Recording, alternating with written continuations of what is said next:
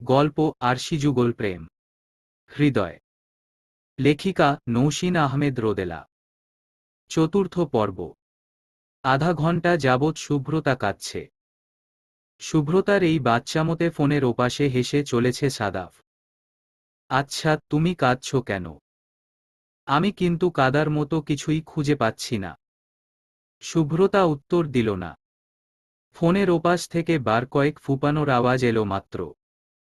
সাদাফ একটা দীর্ঘশ্বাস ফেলে বলল, এত আবেগী হতে নেই শুভ্রা। জীবনটা খুবই কঠিন। এই কঠিন জীবনে অল্পতে ভেঙ্গে পড়তে নেই, একটু শক্ত হতে শেখো। সাদাফের কথায় কান্নাটা কমে এলো শুভ্রতার। রাগ নিয়ে বলল, অল্প? এটা অল্প? আপনার কোনো ধারণা আছে? অলমোস্ট অন্য কারো বউ হয়ে যাচ্ছিলাম আমি। দাদু যদি রাজি না হতো তখন? ফোনের ওপাশে নিঃশব্দে হাসল সাদাফ। এত সোজা? আমার বউকে বুঝি অন্য কারো হতে দিতাম আমি? সাদাফের কথায় আবারও লজ্জায় লাল হয়ে উঠল শুভ্রতা।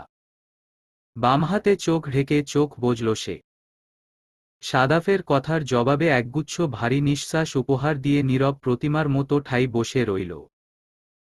শুভ্রতার লজ্জাটা এবারও ঠিক ঠিক বুঝতে পারল সাদাফ। শুভ্রতার মানবিমান আর কান্না থামাতে ইচ্ছে করেই লজ্জার বান ছুঁড়েছে সে। সেই বানের সফলতায় ঠোঁট কামড়ে হাসল সাদাফ। শুভ্রতাকে আরও একটু লজ্জায় ফেলতেই আবেগী গলায় বলে উঠল, ইস, আমার বউ যে এত লজ্জা পায় জানা ছিল না তো। সাদাফের কথাটা কানে যাওয়া মাত্রই ফোনটা কেটে বালিশে মুখ চেপে শুয়ে পড়ল শুভ্রতা। বালিশের নরম তুলোই মুখটুকুকে আবদ্ধ করার চেষ্টা করে চুপচাপ পড়ে রইল সে। আচ্ছা, বালিশটা কি একটু সদয় হতে পারে না? তার বুকের নরম তুলোগুলো দুভাগ করে শুভ্রতার লজ্জামাখা মুখটাকে কি একটুকুও আশ্রয় দিতে পারে না? শুভ্রতার এই লাজুকতা মাখা শিহরণের মাঝেই নির্লজ্জ হয়ে উঠল হাতের মুঠোফোনটা। তীব্র চিৎকার আর কাঁপুনিতে নিজের নির্লজ্জতার বার্তা প্রকাশ করতে লাগল সমান তালে। শুভ্রতা মুখ উঠিয়ে স্ক্রিনে তাকিয়েই লজ্জায় কুঁকড়ে গেল। বার দুয়েক জোরে শ্বাস টেনে নিয়ে কম্পিত হাতে ফোনটা কানের কাছে ধরল সে। সাথে সাথেই উচ্ছ্বাসিত কণ্ঠে বলে উঠল সাদাফ, ফোন কাটলে কেন? অ্যাট এনি চান্স তুমি কি লজ্জা পাচ্ছ শুভ্রা?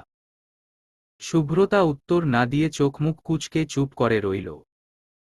সাদাফের মতো গম্ভীর মানুষ যে কাউকে এভাবে লজ্জায় ফেলতে পারে ধারণায় ছিল না তার। প্রথমবার আবেগে আপ্লুত হয়ে মুখে কথার ফুলঝুরি ফুটলেও সময়ের সাথে সাথে স্বাভাবিক লজ্জাটা যেন ঝাপটে ধরতে লাগল তাকে। শুভ্রতার নিশ্চুপতায় সাদাফের দুষ্টুমিটা যেন আরও গাঢ় হল। কি হল? সাদাফকে শব্দটা শেষ করতে না দিয়েই চাপা গলায় ধমকে উঠল শুভ্রতা, চুপ! আপনাকে দেখে বুঝা না গেলে কি হবে? আপনি আস্ত একটা ফাজিল। ইচ্ছে ইচ্ছে করে লজ্জায় ফেলছেন আমায়। শুভ্রতার কথায় শব্দ করে হেসে উঠল সাদাফ। সাদাফের থেমে থেমে ঝংকার তোলা হাসিতে মনের অজান্তেই মুগ্ধতায় স্তব্ধ হয়ে গেল শুভ্রতা। সাদাফ হাসি চেপে বলল, আমি কিন্তু তোমায় তুমি বলছি শুভ্রা। এবার তো তাহলে তোমার পালা। নারী পুরুষ সমান অধিকার জানো না? আমি কিন্তু এই অসম অধিকার মানব না। শুভ্রতা লাজুক হেসে বলল, আমি চেষ্টা করব। হুট করে তো হয়ে উঠবে না। আচ্ছা বেশ, চেষ্টা করো। তোমাকে পুরো 2 মিনিট সময় দেওয়া হলো। সময়টা একটু বেশি হয়ে গেছে, তাই না? কি করব বলো? আমি খুবই বিগ হার্টেড পারসন। সাদাফের কথায় হেসে ফেলল শুভ্রতা। মন জুড়ে বয়ে গেল এক স্বস্তিময় ঠান্ডা বাতাস। অবশেষে সাদাফকে পেল সে। সত্যিই পেল। হালকা মৃদু অস্বস্তিতে হঠাৎই ঘুমটা ভেঙে গেল শুভ্রতার। ভ্রু দুটো কুঁচকানো। ডান হাতের পিঠ দিয়ে ঠোঁট ও নাকের ঘামটুকু মুছে নিয়ে জানালার দিকে তাকাল। কাল রাতে সাদাফের সাথে কথা বলার পর প্রায় 3টার দিকে ঘুমিয়েছিল সে। আনন্দ আর ক্লান্তি দুইয়ে মিলে চোখের পলকেই ঘুমিয়ে পড়েছিল। দক্ষিণের জানালাটা খোলা পড়ে আছে খেয়ালই ছিল না তার। সেই জানালা ভেদ করেই সকালের কড়া রোদ এসে পড়ছে শুভ্রতার চোখে মুখে। শুভ্রতা অলসতা ভরা শরীরটা টেনে উঠে বসল। মাথার ওপর থাকা ফ্যানটা ঘুরছে না। তবে কি রাতে ফ্যান অন করে ঘুমোয়নি সে? শুভ্রতা মুখ কুঁচকে গলা হয়ে ঘাড় পর্যন্ত হাত বুলাল। ঘেমে নে চুলগুলো কি বিশ্রীভাবেই না আটকে আছে তার ঘাড়ে। শুভ্রতা বিরক্তি নিয়ে চুলগুলোকে হাত খোপা করে নিয়ে ফোনের দিকে তাকাল। ফোনটা হাতে নিয়েই বিস্মিত চোখে চেয়ে রইল খানিকক্ষণ। ফোনের লক স্ক্রিনে মিস কল লেখাটা দেখেই হতবিহ্বল চোখে হাজারো ভাবনা ভাবল সে। আচ্ছা, সাদাফ কি এতবার কল করেছে তাকে? কথাটা ভেবে আনন্দ আর মন খারাপ এই দুইয়ে মিলে এক অদ্ভুত অনুভূতি হলো তার মনে। কিন্তু এই অনুভূতিটা বেশিক্ষণ টিকল না। তাড়াহুড়ো করে কল লিস্টে ঢুকেই অনুভূতিটা শূন্যে ভেসে গেল তার। ৮৭টি মিসকলের মাঝে ৮৪টি মিসকলই তার বান্ধবীদের দেওয়া। বাকি ৩টির একটি সিম কোম্পানির আর ২টো সাদাফের। কল হিস্টোরি দেখে হঠাৎই ভীষণ মন খারাপ হয়ে গেল শুভ্রতার। বারবার মনে হতে লাগল তার খচ্চর বান্ধবীরা তাকে ৮৪ বার কল করে ফেলল আর সাদাফ মাত্র ২ বার। মাত্র ২ বার। কথাগুলো ভেবে বেশ অভিমানও হল তার। মুহূর্তেই সাদাফের চুলগুলো টেনে ছিঁড়ে ফেলতে ইচ্ছে করল। কিন্তু পরমুহূর্তেই অভিমান ফেলে সাদাফের নাম্বারে কল লাগাল সে। ফোন রিসিভ না করার জন্য সাদাফ রাগ করেছে কিনা কে জানে। ফোনটা ঢুকে কিছুক্ষণ রিং হওয়ার পর পরই ফোনটা কেটে দিল সাদাফ। প্রায় সাথে সাথেই কল ব্যাক করল। শুভ্রতা খুশি মনে ফোনটা রিসিভ করতেই ওপাশ থেকে ব্যস্ত গলায় বলে উঠল সাদাফ, একটু ব্যস্ত আছি শুভ্রতা, আধা ঘন্টা পর কল করছি। এটুকু বলে শুভ্রতাকে কিছু বলার সুযোগ না দিয়েই ফোনটা কেটে দিল সাদাফ। শুভ্রতা ব্যাপারটাই বিস্মিত হল। সেই সাথে চিনচিনে এক রাগে মাথাটা ঝিমঝিম করে ওঠল তার। আশ্চর্য! ব্যস্ত আছি মানে কি? মানুষ তার প্রিয় মানুষের জন্য কত স্যাক্রিফাইস করে আর সাদাফ? তার মানে কি সাদাফ তাকে ভালোবাসে না? সবকিছু মিথ্যে। সবকিছু। রাগে অভিমানে শুভ্রতার চোখ ভরে এলো। মুহূর্তেই সিদ্ধান্ত নিয়ে নিল সাদাফের সাথে কথা বলবে না সে। কিছুতেই না। সাদাফ ইচ্ছে করে তাকে অপমান করল। এতে তার আত্মসম্মানে আঘাত লাগা উচিত। এসব অদ্ভুত সব চিন্তাভাবনার বেড়াজালে মুখ ফুলিয়ে বসে রইল সে। ঘড়িতে ১২টার ঘণ্টা বাজতেই চমকে উঠল শুভ্রতা। তাড়াহুড়ো করে ফোনের ঘড়িতে চোখ বুলিয়েই অবাক হল সে। ঠিক তখনই ফোন করল সাদাফ। সাদাফের নাম্বারটা স্ক্রিনে ভাসতেই এতক্ষণ যাবৎ করা জল্পনাকল্পনাগুলো যেন মুহূর্তেই ভুলে গেল শুভ্রতা। পাহাড় সমান অভিমানগুলো ভাসিয়ে দিয়ে খুশি হয়ে ফোন রিসিভ করল সে। ফোন রিসিভ হতেই ওপাশ থেকে গম্ভীর কণ্ঠে বলে উঠল সাদাফ, সকালে গুড মর্নিং উইশ করার জন্য ফোন করেছিলাম কিন্তু সে ভাগ্য কি আমার আছে? শুভ্রতা লজ্জামাখা গলায় বলল, রাতে দেরিতে ঘুমিয়েছিলাম তো তাই বুঝতে পারিনি। সরি। সরি বলার দরকার নেই। এই, তোমার আজ ক্লাস ছিল না? শুভ্রতা ডোন্ট কেয়ার ভাব নিয়ে বলল, থাকলেই কি, দু-একটা ক্লাস মিস হলে কিছুই হয় না। সাদাফ চিন্তিত গলায় বলল, পড়াশোনায় ফাঁকি চলে? তাহলে আমার বাচ্চাদেরও ফাঁকিবাজ হওয়ার চান্স আছে। ভাবনার বিষয়। শুভ্রতা ভ্রু কুঁচকাল। মুখ ফুলিয়ে বলল, এই আপনি সবসময় এমন টাইপ কথা বলেন কেন বলুন তো? বউ বাচ্চা ছাড়া কথা নেই মুখে। সাদাফ হেসে ফেলল। হাসি মুখে বলল, তো কি বলবো? আমি কি টিনেজারদের মতো প্রেম করছি যে সামলে কথা বলবো? আমি অলরেডি ম্যারিড। আমার কথাবার্তা এই টাইপ হওয়াটাই বাঞ্ছনীয়। সাদাফের কথার পিঠে কিছু বলার আগেই অসম্ভব ভেজে রুমে ঢুকে এলো পুষ্পি, অর্পণ আর তনয়া। হঠাৎ দরজায় এমন প্রচণ্ড শব্দে চমকে উঠল শুভ্রতা। ফোনটা কান থেকে নামিয়ে পেছনে তাকাতেই ভ্রমরের মতো ছুটে এলো তিনজন। শুভ্রতাকে কিছু বলার সুযোগ না দিয়েই উদ্বিগ্ন গলায় প্রশ্ন ছুড়তে লাগলো একের পর এক। শুভি, সাদাফ ভাই ফোন ধরেছিল। পাত্রপক্ষ কখন আসবে রে? আল্লাহ, তুই ফোন ধরছিলি না দেখে তো আমার আত্মা উড়ে গিয়েছিল। ভেবেছিলাম টুইসাইডই না করে বসেছিস।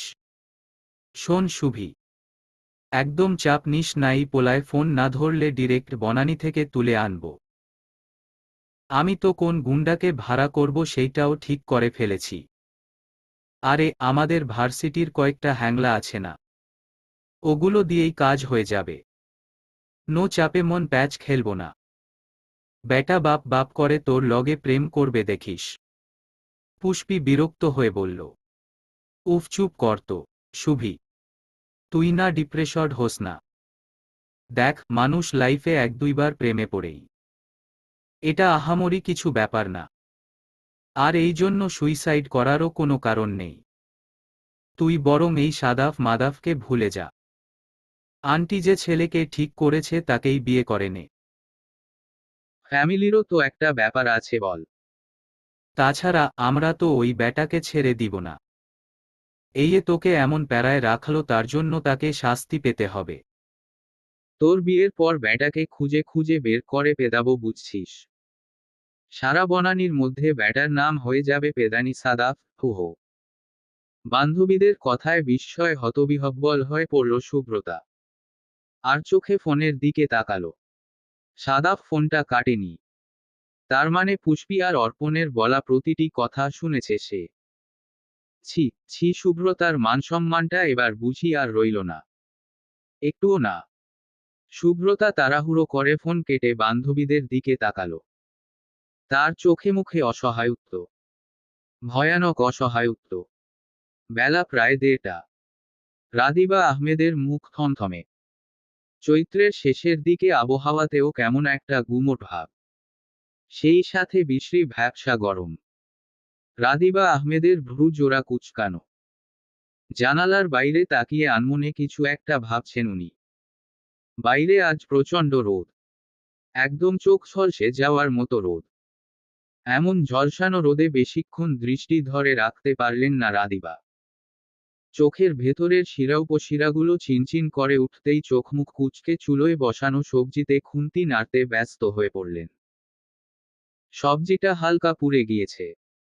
রাদিবা তিক্ত মুখে চুলো নিভিয়ে গম্ভীর মুখে দাঁড়িয়ে রইলেন। মনটা আজ ভালো নেই তার। স্বামীর এমন মিনমিনে স্বভাবটা মাঝে মাঝেই অসহ্য ঠেকে তার। নিজের মেয়ের বিয়ে নিয়ে একটা কথা বলার প্রয়োজনও যে মনে করে না, সে আবার কেমন বাবা? পুরুষদের কি এমন মিনমিনে শান্ত স্বভাবে মানায়? নিজের ভালো লাগা, মন্দ লাগা বলে কি কোনো কথা নেই? এই বুড়ো বয়সেও তাকে বাবার কথা মতো চলতে হবে কেন? রাদিবা তেজ নিয়ে সবজিগুলো বাটিতে তুলে রাখে। কড়াইটা পাশে রাখার সময় ইচ্ছে করেই আওয়াজ করে। সংসার করার সব আশ যেন মিটে গেছে তার।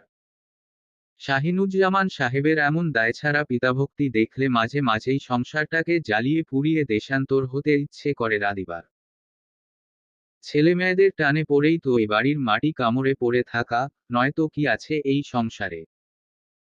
নিজের ইচ্ছেই কিছু করার স্বাধীনতাটুকু নেই। রাগে দুঃখে শরীরটা জ্বলে ওঠে রাদিবার। আনিমুল হকের অহেতুক বাড়াবাড়িটা যেন দিন দিন সহ্যের সীমা ছাড়াচ্ছে। নাতনি কোলে বসে একটু কান্নাকাটি করলেই ঠিক হয়ে যাওয়া বিয়েটা পিছিয়ে দিতে হবে। ভালো ছেলে কি হাটে ঘাটে পাওয়া যায় নাকি? বিসিএস পাশ করা একটা ছেলে শুভ্রতার মতো সাধারণ মেয়ের জন্য দাঁত কেলিয়ে অপেক্ষা করবে। আসল কথা হলো, আনিমুল হক তার বাপের বাড়ির মানুষদের সহ্যই করতে পারে না। বড় ভাইজান দেখে শুনে পাত্র নিয়ে এসেছে বলেই আনিমুল হকের এত টালবাহানা। নাতনির প্রতি দরদ যেন উতলে পড়ছে। দরদ না তো ছাই, সব এদের নাটক। রাদিবার ছেলেমেয়ের বিন্দুমাত্র ভালো চাইবে নাকি এরা? কথাগুলো ভেবে রাগে ফুঁসতে লাগলেন রাদিবা। সবজির বাটিটা খাবার টেবিলে নিয়ে রেখে অযথাই ধমকে উঠলেন। শুভ্রতা আর তার বান্ধবীরা মাত্রই খেতে বসেছে।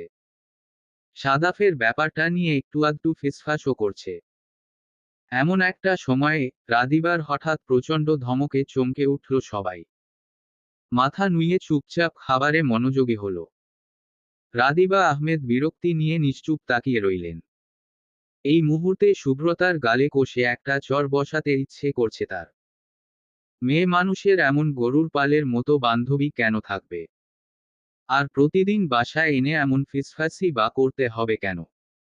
এই বান্ধবীগুলোই সব নষ্টের মূল। অর্পণ মেয়েটাকে তো এমনিতেও পছন্দ নয় রাদিবার। চালচলনে উচ্ছৃঙ্খলতা স্পষ্ট।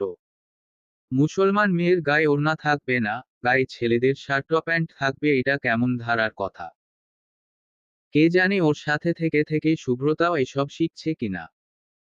রাদিবার মেয়ে বিষয়ক চিন্তার মাঝেই জোহরের নামাজ শেষ করে বাসায় ফিরলেন আনিমুল হক। হাতে একটি চিপসের প্যাকেট। ধীর ও গম্ভীর পায়ে ডাইনিং স্পেসটা অতিক্রম করার সময় সুব্রতার পাশে গিয়ে থামলেন উনি। সুব্রতা মৃদু হেসে বলল, আসসালামু আলাইকুম, দাদু। আনিমুল হক স্নেহভরা চাহনি দিয়ে বললেন, ওয়ালাইকুম আসসালাম। খেতে বসে সালাম দিতে নেই দিদি ভাই। সুব্রতা মৃদু হেসে বলল, মনে রাখবো দাদু। আনিমুল হক চিপসের প্যাকেটটা সুব্রতার পাশে রেখে বললেন, মনে রেখো। সুব্রতা মিষ্টি হাসল। আনিমুল হক গম্ভীর পায়ে ডাইনিং পেরিয়ে নিজের রুমের দিকে পা বাড়ালেন। বাসা থেকে বেরুলেই সুব্রতার জন্য এটা ওটা আনা তার স্বভাব হয়ে দাঁড়িয়েছে। বছরের পর বছর গম্ভীরতার আড়ালে ঢাকা থাকতে থাকতে আদর ভালোবাসাগুলো যেন অনেকটাই ভুলতে বসেছেন তিনি। আনিমুল হকের ধারণা, তিনি ভালোবাসতে ভুলে গেছেন। আচ্ছা, ভালোবাসার জন্য কি মানুষের আলাদা করে কিছুর প্রয়োজন হয়? প্রথম যৌবনে শম্পা এবং ছেলেদের প্রতি তার ভালোবাসাটায় কি আলাদা কিছু ছিল? হয়তো ছিল, আনিমুল হক এখন আর মনে করতে পারেন না। সুব্রতার প্রতি তার মাত্রাতিরিক্ত স্নেহটাও ঠিক প্রকাশ করতে পারেন না। আনিমুল হক ডাইনিং ছেড়ে যেতেই ব্যস্ত ভঙ্গিতে রান্নাঘরে ছুটলেন রাদিবা। আনিমুল হক ঠিক দুটোই দুপুরের খাবার খান। সেই হিসেবে সময়টা তো প্রায় হয়ে এসেছে। খাবার ঘর থেকে রাদিবা সরে যেতেই ফিসফিস করে বলে উঠল অর্পণ, এই শুভি, সাদাফ ভাই যে তোর কল রিসিভ করেছে সেটা তুই কাল রাতে আমাদের জানাসনি কেন শুনি? আমরা কত টেনশনে ছিলাম জানিস? সুব্রতা মৃদু শ্বাস টেনে নিয়ে বলল, জানানোর মতো পরিস্থিতিতে ছিলাম না তখন। অর্পণ মুখ ফুলিয়ে বলল, থাকবে কিভাবে? নতুন নতুন প্রেম। বুঝি তো, সব বুঝি। প্রেম শুরু হতেই আমরা পরিস্থিতির বাইরে না। এখন সাদাফ ভাইই তোর সব। সুব্রতা আতঙ্কিত দৃষ্টিতে তাকালো।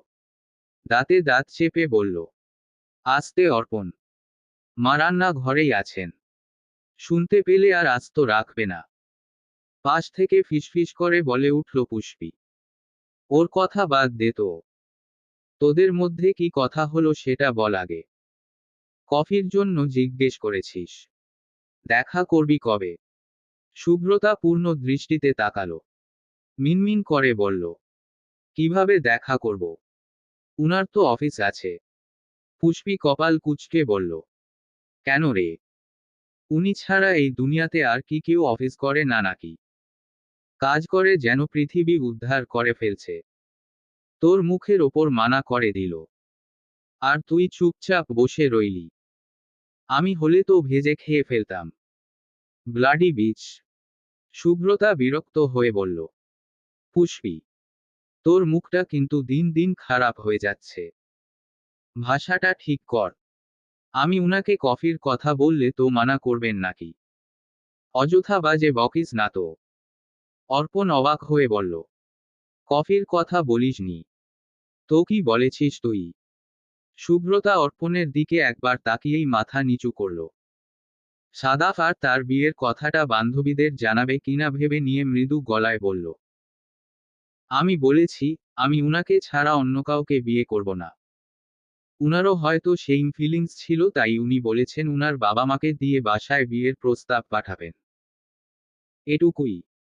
শুভ্রতার কথায় গোল গোল চোখে তাকিয়ে রইল পুষ্পী, অর্পণ আর তনা। বার কয়েক চোখ পিটপিট করে একসাথেই চেঁচিয়ে উঠল, কি হহ, আনবিলিভেবল। সাথে সাথেই রান্না ঘর থেকে মুখ বের করে ধমকে উঠলেন রাধিবা। কি হয়েছে? কি সমস্যা? কি কিছু না মা। এমনি। ধিঙ্গি মেয়ে হয়ে এমনি এমনি এমন অসভ্যর মতো চেঁচাচ্ছ কেন? বাসায় দাদু আছেন জানো না? দিন দিন বেয়াদব হচ্ছ। আর একবার যেন উঁচু গলা না শুনি। সবাই শক্ত হয়ে বসে রইল। শুভ্রতা মাথা হেলিয়ে বলল, সরি। আর হবে না। রাদিবা আহমেদ অগ্নিদৃষ্টি নিক্ষেপ করে সরে যেতেই আবারও শুরু হলো ফিসফাস। পুষ্পী বিস্মিত কণ্ঠে বলল, তুই সরাসরি বিয়ের কথা বলেছিস? তুই? আমার একদমই বিশ্বাস হচ্ছে না দোস্ত। আর সাদাফ ভাইও বিনা বাক্যে রাজি হয়ে গেল। মাই গড! তোরা দুটোই জাদুঘরে সংরক্ষণ করার মতো বস্তু দোস্ত। আমার এখনো বিশ্বাস হচ্ছে না। ফোন হাতে সারা রুমময় পায়চারি করছে শুভ্রতা। একবার ঘড়ি তো একবার ফোনের দিকে তাকাচ্ছে। ঘড়ির কাঁটা 3টা ছুঁই ছুঁই। এখন কি সাদাফকে ফোন দেওয়া চলে? সাদাফ কি এখন খুব ব্যস্ত? সকালে অর্পণদের কথাগুলোতে কি সেরে গেছে? শুভ্রতাকে কেমন মেয়ে ভাবছে? এত প্রশ্নে ক্রমেই নার্ভাস হয়ে পড়ছে শুভ্রতা।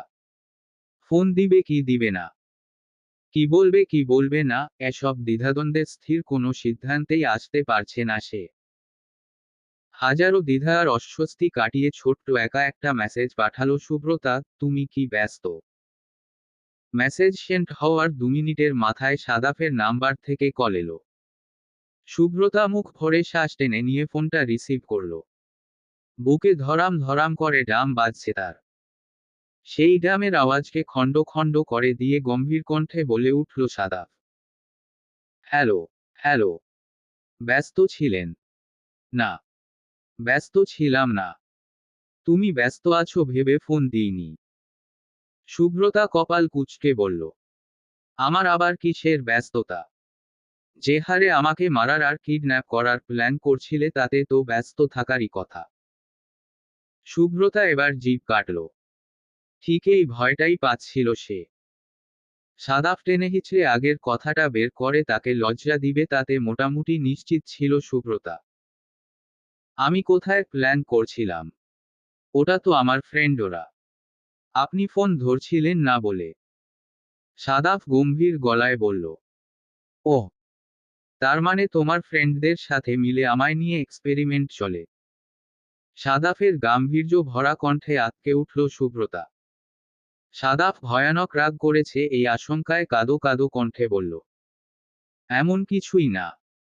আসলে। আসলে কি? আর কোন গুন্ডা ভাড়া করলে? ঠিকঠাক কাজ করবে তো? শুভ্রতা এবার কেঁদেই ফেলল।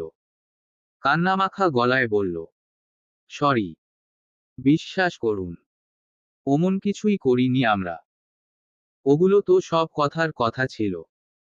শুভ্রতার কান্নাভেজা গলা শুনে অবাক হলো সাদাফ। একটা মেয়ে এত অল্পতে কান্না জুড়ে দিতে পারে ধারণারও বাইরে ছিল তার। ব্যস্ত হয়ে বলল, এই মেয়ে, কাঁদছো কেন? আপনি রাগ করেছেন তাই? শুভ্রতার কথায় আবারও অবাক হলো সাদাফ। বিস্মিত গলায় বলল, রাগ করলেই কাঁদতে হবে? আর কে বলল আমি রাগ করেছি? আমি তো মজা করছিলাম রে বাবা। শুভ্রতা ফুপিয়ে উঠে বলল, সত্যি রাগ করেননি? না। রাগ করিনি। কান্না থামাও। আর কখনো এসব তুচ্ছ কারণে কাঁদবে না শুভ্রতা। কান্না মানুষের দুর্বলতা প্রকাশ করে। নিজের দুর্বলতাগুলো ডেকে রাখার জিনিস। এভাবে সবাইকে দেখিয়ে বেড়ানোটা বোকামো। শুভ্রতা অবাক হয়ে বলল, সবাইকে কোথায় দেখালাম? শুধু তো আপনাকে দেখালাম। সাদাফ গম্ভীর গলায় বলল, আমাকেও দেখাবে না? সবারই ব্যক্তিগত কিছু থাকতে হয় শুভ্রতা, তোমার দুর্বলতাগুলো একান্তই তোমার ব্যক্তিগত। ওগুলো কাউকে দেখাতে নেই। শুভ্রতা মৃদু গলায় বলল, ও আচ্ছা। এজন্যই আপনি এত গম্ভীর। সাদাফ মৃদু হেসে বলল, মেসেজে তো তুমি সম্বোধন করা হয়েছিল, কিন্তু এখন ব্যাপারটা পাল্টে গেল কিভাবে? তার থেকে তো মেসেজই ভালো ছিল। পারি না, লজ্জা লাগে। সাদাফ শব্দ করে হাসল। সকৌতুকে বলল, হায় রে কপাল, তুমি বলতেই এত লজ্জা। এত লজ্জা কোথায় থাকে লজ্জাবতী শুভ্রা? শুভ্রতার স্পষ্ট জবাব, চোখে। আচ্ছা, তাহলে তো চোখ নামক লজ্জা ভাণ্ডারটা দেখতে হয়। আয়নার সামনে গিয়ে দাঁড়াও, তাহলেই তো দেখতে পাবে। সাদাফ কপাল কুঁচকে বলল, বাহ, তুমি এসেছে তবে। শুভ্রতা লাজুক হাসল। সাদাফ আবারও বলল, আয়নার সামনে দাঁড়ালে তো আমার চোখ দেখা হবে। তোমারটা তো দেখা হবে না। আমার চোখে কোনো লজ্জা নেই। লজ্জা খুঁজতে হলে তো তোমারটাই দেখতে হবে। শুভ্রতা আত্মবিশ্বাস নিয়ে বলল, উহু, আয়নায় দাঁড়ালে আমার চোখই দেখা হবে তোমার, যেমন আমি দেখি তোমাকে। সাদাফ হেসে ফেলে বলল, মজা নয়। আমি সিরিয়াসলি দেখতে চাইছি তোমায়। আমি মোটেও মজা করছি না। আমি সিরিয়াস। আমাদের প্রেমটা হলো আরশি যুগল প্রেম। আয়নার সামনে দাঁড়ালে আয়না যেমন আরেকটা আমিকে দেখায়, ঠিক তেমনই তোমাকেও দেখায়। তুমি আমার সাথে আমার প্রতিবিম্বের মতোই মিশে আছো। আমার ঘরের আয়নাটা খুব মন বুঝে বুঝলে সেই সুপ্ত প্রতিবিম্বটাকে টেনে হিচড়ে বের করে আনে। শুভ্রতার কথাগুলো বেশ মনোযোগ দিয়ে শুনল সাদাফ। মৃদু হেসে বলল, তাই নাকি? একদম। আর একটা সিক্রেট শুনবে? অবশ্যই। তোমার ঘরের আরশির সাথে আমার ঘরের আরশির ভয়ানক প্রেম চলে। তাই আয়নার সামনে দাঁড়ালেই চট করে সামনে চলে আসো তুমি। এটাকে কি বলে জানো? এটাকে বলে আরশি যুগল প্রেম। শুভ্রতার বাচ্চামো কথাবার্তায় হেসে ফেলল সাদাফ। নরম গলায় বলল, তুমি তো দেখি সত্যিই মারাত্মক মেয়ে। ঘরে বসে থেকে আমার ঘরের আয়নাকে প্রেমের জালে ফেলে দিলে। শুভ্রতা খুশি হয়ে বলল, দিলাম। সাদাফ হাসল। সতর্ক গলায় বলল, আচ্ছা এবার রাখি কেমন? অফিসে আছি। অফিসে বসে ফোনালাপ বেমানান। বাসায় গিয়ে কল করব। শুভ্রতা মুখ ভার করে বলল, রেখে দিবে? আপাতত। শুভ্রতা মৃদু গলায় বলল, আচ্ছা। থু। বাই। শুনো। শুনছি। শুভ্রতা হঠাৎই চুপ হয়ে গেল। সাদাফ তারা দিয়ে বলল, কি হলো? কিছু বলবে? বললে বলো। সাবধানে থেকো। আল্লাহ হাফেজ। একটানে কথাগুলো বলেই ফোন কাটল শুভ্রতা। সাদাফ নিজের মনে হাসল। এই ছোট্ট দুটো শব্দ বলতেই কেউ এত লজ্জা পায় নাকি, আশ্চর্য। সাদাফ ফোনটা পাশে রেখে কাজে মন বসানোর চেষ্টা চালাল। কিন্তু মনটা ঠিক বসল না। বারবার একটা কথায় মনে হতে লাগল, শুভ্রতা বড্ড আবেগী। সেই সাথে সাদাফের প্রতি প্রচণ্ড দুর্বল। সাদাফ যতটা ভেবেছিল তার থেকেও বেশি। অনেক বেশি। শুভ্রতার এই আবেগী মন আর সাদাফের প্রতি তার দুর্বলতাটাই প্রতি মুহূর্তে ভাবিয়ে তুলছে সাদাফকে। অতিরিক্ত শব্দটাই ভীষণ মারাত্মক। সাদাফের প্রতি শুভ্রতার দুর্বলতাটা অতিরিক্ত মাত্রায় পৌঁছিয়ে শুভ্রতার কষ্টের কারণ হবে না তো কখনো। সকাল 8টা। তেমন একটা বেলা হয়নি। তবুও শাহিনুজ্জামান সাহেবের বাড়িতে ব্যস্ত পদচারণ। এ বাড়িতে সকাল 8টাকে বলা যায় দিনের ব্যস্ততম সময়। এই সময়টাতে বাড়ির কাজহীন মানুষগুলোর মাঝেও এক ধরনের সূক্ষ্ম ব্যস্ততা জেগে ওঠে। হয়তো বা নিজেকে কর্মণ্য প্রমাণ করার জন্যই তাদের এই ব্যস্ততার বাড়াবাড়ি। নিশ্চুপ খাবার টেবিলে চামচের টুনটাং ব্যতীত অন্য কোনো শব্দ নেই। আনিমুল সাহেব গম্ভীর মুখে খাবার চিবুচ্ছেন। উনার এই গাম্ভীর্যতা যেন বাড়ির প্রত্যেকের মাঝেই ছড়িয়ে পড়েছে। চারপাশে থমথমে ভাব। সবাই যেন গাম্ভীর্যতার উন্মাদনায় মত্ত হয়েছে। এমন এক গাম্ভীর্যপূর্ণ সময়ে হঠাৎই চঞ্চল হয়ে উঠল শুভ্রতার মুঠোফোন। খাবার ঘরের শীতল পরিবেশটাতে ছেদ ঘটিয়ে ক্রমেই বিকট শব্দে বেয়ারা হয়ে উঠল সেই ফোন। হঠাৎ ফোনের শব্দে চমকে উঠল শুভ্রতা। পরমুহূর্তেই তুমুল অস্বস্তি নিয়ে এদিক ওদিক তাকাল। টেবিলের সবার দৃষ্টিই এখন তার ওপর। শুভ্রতা ফোনটা নিয়ে উঠে যাবে নাকি আগের মতোই বসে থাকবে ঠিক বুঝে উঠতে পারল না। কিছুক্ষণ সিদ্ধান্তহীনতায় ভুগে ফোনটা সাইলেন্ট করে অপরাধী দৃষ্টিতে আবারও খাবারে মনোযোগ দিল। কিন্তু খাবারের একটা দানাও গলা ভেদ করে পাকস্থলী পর্যন্ত পৌঁছাল না। সব খাবারই যেন আটকে আটকে যেতে লাগল গলায়। দুদিন যাবৎ শুভ্রতার ঘুমটা বেশ বেড়েছে। গত 2 মাসে যে নির্ঘুম রাতগুলো কাটিয়েছে তা যেন এবার সুদে আসলে মিটিয়ে নিচ্ছে সে। এশার নামাওটা কোনোরকম শেষ করেই ঘুমে ঢুলু ঢুলু করে তার চোখ। সাদাফ সারাদিন ব্যস্ত থেকে শুভ্রতাকে ফোন দেয় রাত 9টা-10টার দিকে। আর ততক্ষণে শুভ্রতা ঘুমের রাজ্যের ব্যস্ত পথিক। কাল রাতেও ঠিক তাই হয়েছে। এশার নামাজ শেষ করে ঘুমের সাথে তুমুল যুদ্ধ করে জেগে থাকার চেষ্টা করেছিল শুভ্রতা। কিন্তু শেষ রক্ষাটা হয়নি।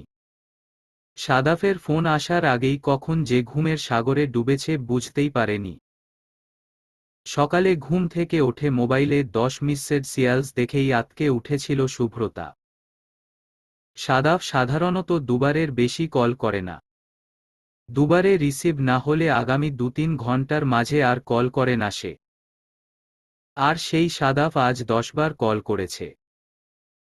কিছুটা বিস্ময় আর কিছুটা মন খারাপ ভাব নিয়ে তাড়াহুড়ো করে সাদাফকে ফোন লাগিয়েও তেমন একটা লাভ হয়নি শুভ্রতার।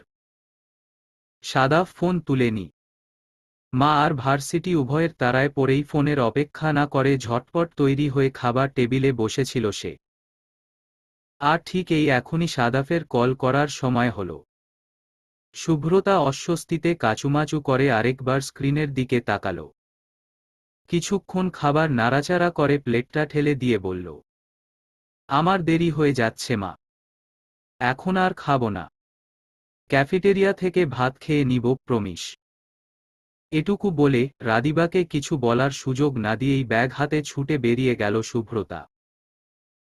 রাস্তায় রিকশার সন্ধান করতে করতে সাদাফকে ফোন লাগাল সে। কিন্তু আবারও সেই একই সমস্যা, সাদাফ ফোন ধরল না। শুভ্রতার এবার বেশ বিরক্ত লাগছে। সাদাফ কি ব্যস্ত বলে ফোন তুলছে না, নাকি ইচ্ছে করেই এমনটা করছে সে? শুভ্রতা কপাল কুঁচকে রিকশায় চেপে বসল। নিজের প্রতি প্রচণ্ড বিরক্ত সে। সেই সাথে সাদাফের প্রতিও। সবসময় অসময়ে কেন ফোন দেয় ছেলেটা? ভার্সিটি পৌঁছে গেইটের কাছেই পুষ্পিদের সাথে দেখা হলো শুভ্রতার। বান্ধবীদের দেখে হালকা হাসার চেষ্টা করতেই হঠাৎ থমকে গেল সে। শুভ্রতাকে এভাবে দাঁড়িয়ে পড়তে দেখে ভ্রু কুঁচকাল অর্পণ।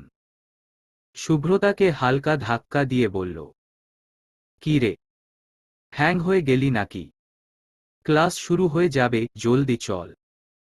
শুভ্রতা এক চুল পরিমাণও নড়ল না। শুভ্রতাকে এভাবে তাকিয়ে থাকতে দেখে তার দৃষ্টি অনুসরণ করে সামনের দিকে তাকাল পুষ্পি। ভার্সিটির মেইন গেইটের পাশে ছোট্ট চা স্টলটার সামনে দাঁড়িয়ে আছে একটি ছেলে। নীল শার্ট, কালো প্যান্ট, সাদা কালো চেক টাই, চোখে সানগ্লাসে কদম ফর্মাল ড্রেসআপে দাঁড়িয়ে আছে ছেলেটি। ঠোঁটে হালকা মৃদু হাসি। পুষ্পি ছেলেটি থেকে চোখ সরিয়ে শুভ্রতার দিকে তাকাল। কপাল কুঁচকে বলল, চিনিস ওই ছেলেকে? পুষ্পির ইশারায় অর্পণ আর তোনাও ফিরে তাকাল। অর্পণ তীক্ষ্ণ দৃষ্টিতে পর্যবেক্ষণ করে নিয়ে বলল, ওই ব্লু শার্টের কথা বলছিস? ভালোই তো দেখতে। এটা আমার 43 নাম্বার ক্রাশ হতেই পা। এটুকু বলেই থেমে গেল অর্পণ। চোখ বড় বড় করে আরেকবার সাদাফকে দেখে নিয়ে চট করেই শুভ্রতার দিকে তাকালো অর্পণ। সন্দেহী গলায় বলল, শুভ্রতা, এটাই কি ভাইয়া? পুষ্পি কুঁচকানো কপাল মুহূর্তেই সোজা হয়ে গেল। বিস্ময় নিয়ে বলল, সাদাফ ভাই। শুভ্রতা কোনো জবাব দেওয়ার আগেই তাদের দিকে এগিয়ে এলো সাদাফ। শুভ্রতার সামনে দাঁড়িয়ে মৃদু গলায় বলল, ফোন দিচ্ছিলাম। শুভ্রতা মাথা নিচু করে মৃদু গলায় বলল, সরি। সাদাফ শুভ্রতার এই নিচু স্বরের অল্প কথাগুলোই গিলে খাচ্ছিল বাকি তিনজন। ওদের তিনজনকে এভাবে তাকিয়ে থাকতে দেখে শুভ্রতা অস্তিত্বতে পড়লেও সাদাফ মৃদু হাসল। ওদের দিকে তাকিয়ে বলল, হ্যালো। অর্পণ উত্তেজিত হয়ে বলল, হ্যাঁ হ্যাঁ হাই। কেমন আছেন ভাইয়া? আমার নাম অর্পি ফেরদৌসি।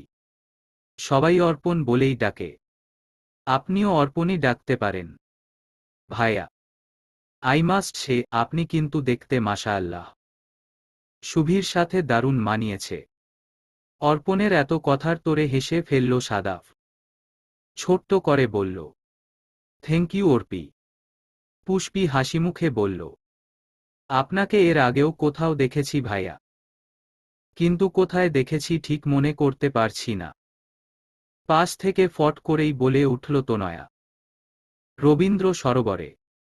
তুই যে ঝগড়া করলি সেদিন। মুহূর্তেই চোখ দুটো বড় বড় হয়ে গেল পুষ্পির। শুভ্রতার দিকে তাকিয়ে বিস্মিত গলায় বলল, শুভি, তাহলে সেদিন ভাইয়ার কথা আমাদের বলিস নি কেন তুই? শুভ্রতা এবার অসহায় দৃষ্টিতে তাকাল। সাদাফের ঠোঁটে মৃদু হাসি। বান্ধবীদের মধ্যকার এই ঝামেলাতে বেশ মজাই পাচ্ছে সে। সাদাফকে এভাবে হাসতে দেখে আরও একটু দ্বিধান্বিত হয়ে পড়ল শুভ্রতা। আমতা আমতা করে বলল, না মানে আসলেক্ষণ। অর্পণ ভ্রু কুঁচকে বলল, তখন কি? চিন্তিস না ভাইয়াকে। কিন্তু তুই তো বলেছিলি শেফা আপুর বিয়ের পরদিন থেকেই উনার প্রেমে পড়ে গেছিস। অর্পণ পরিষ্কার মনে কথাটা বললেও অর্পণের এই অতি স্বচ্ছ কথাটা শুভ্রতার তেমন একটা ভালো লাগল না। ক্রমেই অর্পণকে কষে চর মারার তীব্র ইচ্ছে জাগতে লাগল তার। এই মেয়েটা মুখ খোলা মানেই শুভ্রতার মানসম্মান শেষ। এক্কেবারে ধ্বংস। সেদিন যা একটু মানসম্মান বাকি ছিল আজ তার তিল পরিমাণও রাখতে দিল না এই মেয়ে। শুভ্রতার অস্বস্তিটা বুঝতে পেরে তাকে বাঁচাতেই বলে উঠল পুষ্পি, সেদিন জানলে এমন একটা বাজে পরিস্থিতি তৈরিই হতো না ভাইয়া। আপনিই যে শেফা আপুর দেবর জানতামই না আমরা। সাদাফ মৃদু হেসে বলল, না জেনেই ভালো হয়েছে। নয়তো গালি বোধহয় আরেকটু বেশিই খেতে হতো। সাদাফের কথাটা ঠিক বুঝতে পারল না পুষ্পি। কনফিউজড হয়ে বলল, জি ভাইয়া। সাদাফ হেসে ফেলল। উত্তর না দিয়ে বলল, আপনাদের বান্ধবীকে দরকার। অনুমতি থাকলে তাকে কি নিয়ে যেতে পারি? অর্পণ মজার ছলে বলল, শুধুই তাকে? শালিকা তিনজনকে কি চোখে পড়ে না? আমরা কি আপনার তার থেকে কম সুন্দরী নাকি ভাইয়া? সাদাফ হেসে বলল, কম সুন্দর কিনা বুঝতে পারছি না। তবে আপাতত চোখে পড়ছে না। আপনাদের বান্ধবী যেদিকে আমার চোখও সেদিকে। একদম রিজার্ভ। অন্য কিছু দেখার সুযোগ নেই। এবার কি নিয়ে যেতে পারি?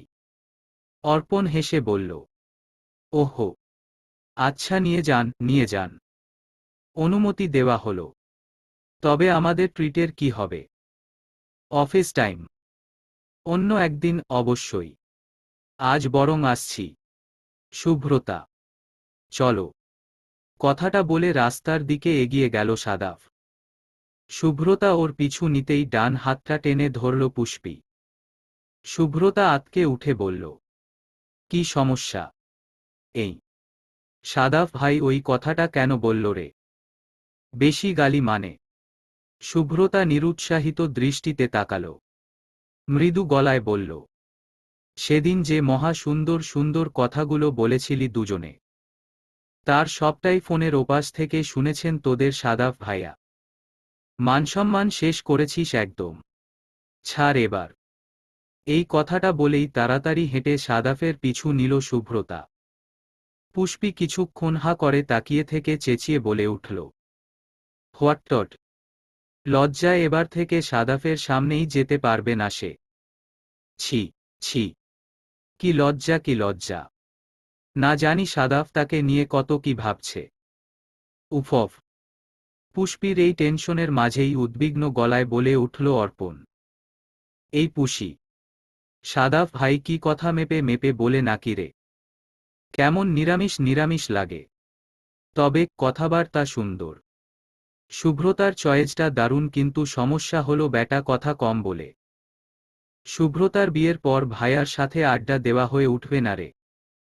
পুষ্পি বিরক্ত চোখে তাকালো, রাগ নিয়ে বলল, তুই আসলেই একটা গবেট। তোর মাঝে কি সত্যিই সেলফ রেসপেক্ট নামক কোনো সফটওয়্যার নেই? বিয়ের পর আড্ডা দিতে পারবি কি না সেই টেনশনে মরে যাচ্ছিস, অথচ তোর দেওয়া সব গালি ভাইয়া শুনে ফেলেছে, তাতে তোর কোনো টেনশন হচ্ছে না? অদ্ভুত। পুষ্পির কথায় দুঃখী দুঃখী চোখে তাকিয়ে রইল অর্পণ। যা গালি দেওয়ার তা তো দিয়েই ফেলেছে, সেটা নিয়ে এত টেনশন করার কি আছে বুঝতে পারছে না অর্পণ। আর তাছাড়া সাদাফ বুঝবে কিভাবে ওটা অর্পণই ছিল? তোনাও তো হতে পারে, অথবা প্রেমা। এই পুষ্পিটা না বড্ড বোকা? তুমি আমার প্রেমে পড়বে জানতাম, কিন্তু এত তাড়াতাড়ি প্রেমে পড়ে যাবে তা একদমই বুঝতে পারিনি আমি। Not bed. কথাটা বলে হাসল সাদাফ। সাদাফের এই একটা কথাতেই লজ্জা যেন বহুগুণ বেড়ে গেল শুভ্রতার। দুজন দুজনের অনুভূতি জানার পর আজই তাদের প্রথম দেখা, তার ওপর এতটা কাছাকাছি বসে আছে দুজনে। রিকশার প্রতিটি কম্পনেই সমান তালে কেঁপে উঠছে শুভ্রতা। সাদাফের গায়ের সাথে গা লাগতেই লজ্জায় মিয়ে যাচ্ছে সে। এই এত এত লজ্জার মাঝে সাদাফের এই কথাটায় যেন দিশেহারা হয়ে পড়ল শুভ্রতা। এই লজ্জা থেকে বাঁচতে একবার রিকশা থেকে ঝাঁপ দিতে ইচ্ছে করছে, তো এবার অর্পণকে ধরে জবরদস্ত দোলায় দিতে ইচ্ছে করছে তার। শুভ্রতাকে চুপ থাকতে দেখে আবারও বলে উঠল সাদাফ, তোমার বান্ধবীগুলো আমায় কিন্তু বেশ সুবিধা করে দিল। কত কত গোপন কথা জানিয়ে দিল। আমার বউ যে আমার প্রেমে মত্ত হয়ে সুইসাইড করার সিদ্ধান্তও নিয়ে ফেলেছিল, সেটা তো ওদের উপকারেই আমার জানা। শুভ্রতা এবার রাগী দৃষ্টিতে তাকালো। রাগ আর লজ্জায় গাল আর নাকটা একদম টকটকে লাল হয়ে আছে তার। সাদাফ সামনের দিকে তাকিয়েই মিটমিট হাসতে লাগল। শুভ্রতা সাদাফের ডানপাশের শার্ট খামচে ধরে বলল, আবার এমন সব কথা বললে রিকশা থেকে ধাক্কা দিয়ে ফেলে দিব। বারবার ইচ্ছে ইচ্ছে করে লজ্জায় ফেলে নামায়। সাদাফ নিঃশব্দে হাসল। ডান হাতটা শুভ্রতার পিঠের পেছনে দিয়ে নিয়ে ওড়নার আঁচলটা টেনে কোলে তুলে দিয়ে বলল, এবার নিয়ে দুবার। ওড়নাটা সামলে বসো শুভ্রা, কোনো একটা ইনসিডেন্ট হয়ে যেতে পারে। শুভ্রতা ওড়না কোলে তুলে নিয়ে চুপচাপ মুখ ফুলিয়ে বসে রইল। সাদাফও বেশ অপ্রস্তুত হয়ে বসে রইল। চলন্ত রিকশার হালকা বাতাসে শুভ্রতার খোলা চুলগুলোর কিছুটা ঝাপটে পড়তে লাগল সাদাফের মুখে। সাদাফ গভীর শ্বাস টেনে শুভ্রতার চুলের ঘ্রাণ নিল। আর চোখে শুভ্রতার দিকে তাকালো সে। ফর্সা মুখের তুলতুলে গাল আর ফর্সা নাকটা এখনো কেমন গোলাপি আভা ছড়াচ্ছে। আচ্ছা, শুভ্রতা কি জানে তার লাজুক অভিমানী মুখটা কতটা ভয়ঙ্কর সুন্দর? হয়তো জানে। জানে বলেই হয়তো কথায় কথায় এত লজ্জা আর এত অভিমান তার। সাদাফ একদৃষ্টিতে শুভ্রতার মুখের দিকে তাকিয়ে থাকে। শুভ্রতার দিকে তাকিয়ে থাকতে থাকতেই বুঝতে পারে এই মুখ, এই ঠোঁট, এই নাক, এই গোটা মেয়েটাতেই অসম্ভব মায়ে জড়িয়ে যাচ্ছে সাদাফ। আর এই অসম্ভব মায়াটা দিনে দিনে অপ্রতিরোধ্য হয়ে উঠছে। সাদাফের দৃষ্টির মাঝেই বেখায়ালি মনে চুল গোছালো শুভ্রতা। হঠাৎই ভ্রু কুঁচকে কিছু একটা ভাবল। শুভ্রতার এই ছোট্ট ছোট্ট বিষয়গুলোতেও অজানা এক ভালোলাগার শিহরণ জেগে উঠল সাদাফের মনে। শুভ্রতা চুলগুলো কানে গুজে নিয়ে ঠোঁট কামড়ে বলল, আচ্ছা, আজ তোমার অফিস নেই? সাদাফ জবাব দিল না। হয়তো প্রশ্নটা তার কর্ণগোচর হল না। তার দৃষ্টি, মন সবই আটকে গেল শুভ্রতার চিকন ওষ্ঠদয়ে। সাদাফের উত্তর না পেয়ে বড় বড় চোখ দুটো মেলে তার দিকে তাকালো শুভ্রতা। আবারও একই প্রশ্ন করল, অফিস নেই আজ? সাদাফ হেসে ফেলল।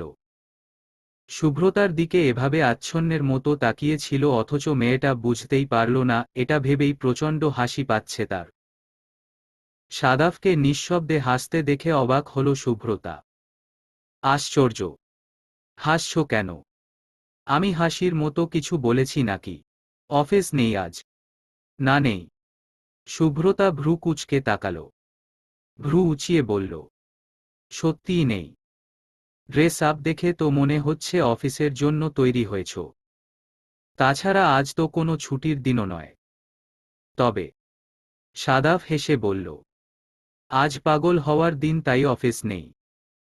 পাগল হওয়ার দিনে কেউ অফিসে যায় না। যেতে নেই। শুভ্রতা বিস্ময় নিয়ে বলল, মানে? পাগল হওয়ার দিন মানে? পাগল হওয়ার দিন মানে পাগল হওয়ার দিন। এখানে এত মানে টানে নেই শুভ্রা। শুভ্রতা বিস্মিত দৃষ্টিতে তাকিয়ে থাকল খানিকক্ষণ। তার কৌতূহল আর বিস্ময়মাখা চমৎকার চোখ দুটো সাদাফের কাছে পৃথিবীর সবচেয়ে নেশাময় মদক বলে বোধ হতে লাগল। সেই সাথে একরাশ বিস্ময়ও চেপে ধরতে লাগল তাকে। আজ হয়তো সত্যিই পাগল হয়ে গিয়েছে সাদাফ। নয়তো এমন একটা অদ্ভুত কাজ কখনোই করত না সে। সকালবেলা অফিসে যাওয়ার উদ্দেশ্যই বাসা থেকে বেরিয়েছিল সে। কিন্তু বাসা থেকে বের হয়েই কি হলো তার, কে জানে। হুট করেই শুভ্রতাকে ভীষণ দেখতে ইচ্ছে করতে লাগল।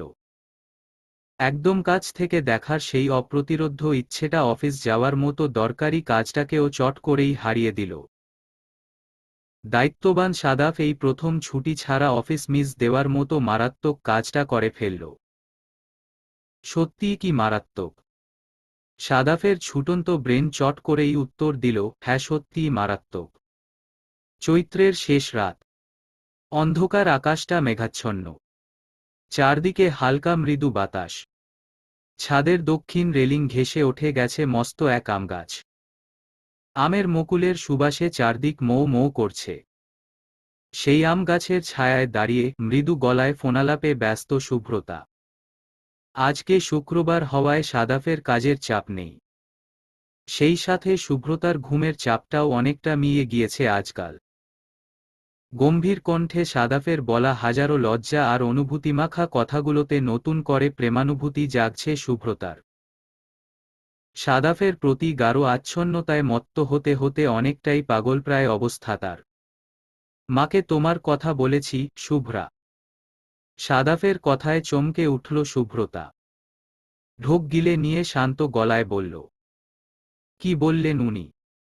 সাদাফ দীর্ঘশ্বাস ছেড়ে বলল, কি আর বলবে? যা সব মায়েরা বলেন তাই বললেন। সাদাফের এমন কথায় ভয় পেয়ে গেল শুভ্রতা। রুদ্ধশ্বাসে বলল, মানে? সব মায়েরা যা বলেন মানে? শুধু শুধু বনিতা কেন করছো বলো তো? আমার খুব টেনশন হচ্ছে। ভনিতা কোথায় করলাম? তাছাড়া টেনশনের বিষয়ে টেনশন হবে, এটাই স্বাভাবিক। শুভ্রতার কপাল কুঁচকে এলো। টেনশনে ঠোঁট দুটি শুকিয়ে আসছে তার। অদ্ভুত এক অনিশ্চয়তায় শরীরটা ক্ষণে ক্ষণে কেঁপে উঠছে। মা আমায় পছন্দ না করলে কি তুমি আমায় ছেড়ে দিবে? সত্যি করে বলো প্লিজ। কথাটা বলতেই চোখের কোণে অশ্রুফোঁটা টলমল করে উঠল শুভ্রতার। সাদাফ ছোট্ট নিঃশ্বাস ফেলে বলল, এটাই তোমার দোষ শুভ্রা। আমি তোমাকে আগেও বলেছি কথায় কথায় কাঁদবে না। কান্না কোনো কিছুর সমাধান হতে পারে না। আর তাছাড়া তোমাকে ছেড়ে দিব মানে কি? এটা কেমন কথা? তুমি কি কোনো বস্তু যে ইচ্ছে হলো আর ফেলে দিলাম? তুমি আমার সত্তার অংশ, শুভ্রা। এটুকু বলে থামল সাদাফ। কয়েক সেকেন্ড চুপ থেকে বলল, তুমি আমার ভালোবাসা শুভ্রা। সাদাফের এই একটা কথাতেই বুকের গভীরে শীতল স্রোত বয়ে গেল শুভ্রতার। কোথায় একটা চিনচিনে ব্যথা খেলে গেল। তীব্র অনুভূতিতে চোখ থেকে গড়িয়ে পড়ল বড় বড় দুই ফোঁটা জল। দুয়েকবার ফুপিয়ে ওঠে, চুপ করে দাঁড়িয়ে রইল। শুভ্রতার এই কান্নায় এবার আর বিরক্ত হল না সাদাফ। বরং তার কান্নামাখা মুখটা কতটা মায়াময় হতে পারে তা ভেবে মৃদু হাসল। প্রেমিকের প্রেম নিবেদনে প্রেমিকার আচ্ছন্নের মতো কান্না কি সবার ভাগ্যে জুটে? ভালোবাসার কথা শুনে সব মেয়েই কি কাঁদতে পারে? আর যে কাঁদতে পারে তার মতো বিশুদ্ধ ভালোবাসাও কি অন্য কোনো নারীর মনে সৃষ্টি হতে পারে? সাদাফ বড্ড ভাগ্যবান বলেই হয়তো শুভ্রতার মতো জীবনসাথী পেয়েছে সে। যে মেয়েটা তাকে হারানোর ভয়ে কাঁদে, রাগের ভয়ে কাঁদে, তার মনক্ষুণ্ণ হওয়ার ভয়ে মুহূর্তেই অস্থির হয়ে পড়ে। অল্প একটু ভালোবাসা পেলেই আদুরে বিড়াল ছানার মতো বুকের কাছে এসে দাঁড়ায়। এই কান্নাভেজা মেয়েটাকেই সাদাফের চায়, বুকের মাঝে আগলে রাখার জন্য হলেও চায়। দুজনের এই নীরব কথোপকথন ভেদ করে সাদাফই কথা বলল প্রথম। মিসেস সাদাফের কান্না থেমেছে। শুভ্রতা লাজুক হাসি দিয়ে বলল, আমি মোটেও কান্না করছিলাম না। সাদাফ হেসে বলল, তাই বুঝি? কাঁদছিলেন না আপনি? উফ, বাদ দাও তো। আচ্ছা, মা আমায় পছন্দ করেনি না? না পছন্দ করেনি কারণ? শুভ্রতা আঁতকে উঠে বলল, কারণ? কারণ অনেক বেশি পছন্দ করেছে। এটুকু বলেই হেসে ফেলল সাদাফ। শুভ্রতা নাক ফুলিয়ে বলল, তুমি না আসলেই ফাজিল। আমি টেনশনে মরে যাচ্ছিলাম আর তুমি মজা করছিলে। সাদাফ হাসতে হাসতেই বলল, আচ্ছা সরি। মা আর পৃথা তোমার সাথে দেখা করার জন্য খুব এক্সাইটেড, বুঝলে? শুভ্রতা ভ্রু কুঁচকে বলল, পৃথা? পৃথাকে? আমার ছোট বোন এবং তোমার একমাত্র ননদ। এইবার এইচএসসি দিচ্ছে। এইচএসসি? তাহলে তো এখন এক্সাম চলছে। হ্যাঁ। তোমার বড় ভাইয়া ভাবিরা পছন্দ করেছে। ওদের আমার ছবি দেখিয়েছিলে। বড় ভাইয়া ভাবি কেউই চট্টগ্রাম থাকে না। বড় ভাইয়া বউ নিয়ে কুমিল্লায় থাকে আর ছোট ভাইয়া সিলেট। চট্টগ্রাম শুধু বাবা মা আর পৃথায় থাকে। তোমার ছবি মা আর পৃথাকে দেখিয়েছি। বাবা মা একা থাকে। ওদেরকে ঢাকায় আনা যায় না। তোমার অত বড় ফ্ল্যাটটাও তো ফাঁকাই পড়ে আছে। সাথে রাখলেই পারো। সাদাফ দীর্ঘশ্বাস ফেলে বলল, রাজি হলে তো আনব। তিন ভাই কি কম চেষ্টা করেছি। কিন্তু বাবার এক কথা, বাপের ভিটে ছেড়ে অন্য কোথাও মরতে চায় না সে। কিছুতেই না। মা আর পৃথা তোমায় দেখতে আসতে চেয়েছিল ঢাকায়, কিন্তু পৃথার পরীক্ষার জন্য হলো না। আমার মাকে ভীষণ দেখতে ইচ্ছে। শুভ্রতা এটুকু বলেই থেমে গেল। তার থেকে ২-৩ হাত দূরেই দাঁড়িয়ে থাকা কারো কথায় আটকে গিয়েছে সে। অপরপক্ষ শুভ্রতার মতোই চমকে ওঠে, ঠাই দাঁড়িয়ে আছে। এই অযাচিত পরিস্থিতিতে দুজনেই চরম অস্বস্তির শিকার। এই অস্বস্তিময় নীরবতা কাটিয়ে গলা খাকারি দিয়ে বলে উঠল শুভ্রতা, ভাইয়া তুই কার সাথে কথা বলছিলি? কাহিনী কি? শুভ্রব অপ্রতিভভাবে বলল, কার সাথে কথা বলছিলাম মানে? ওই, তোকে বলতে হবে কার সাথে কথা বলছিলাম আমি। আমার কত ফ্রেন্ড আছে। শুভ্রতা ভ্রু কুঁচকে তাকালো। ফোনটা কেটে কোমরে হাত দিয়ে দাঁড়াল। সন্দেহী গলায় বলল, বন্ধু না। তুই যে জানপাখি বললি তা আমি স্পষ্ট শুনেছি। কাহিনী কি বল, নয়তো এক্ষুনি আম্মুকে বলবো গিয়ে।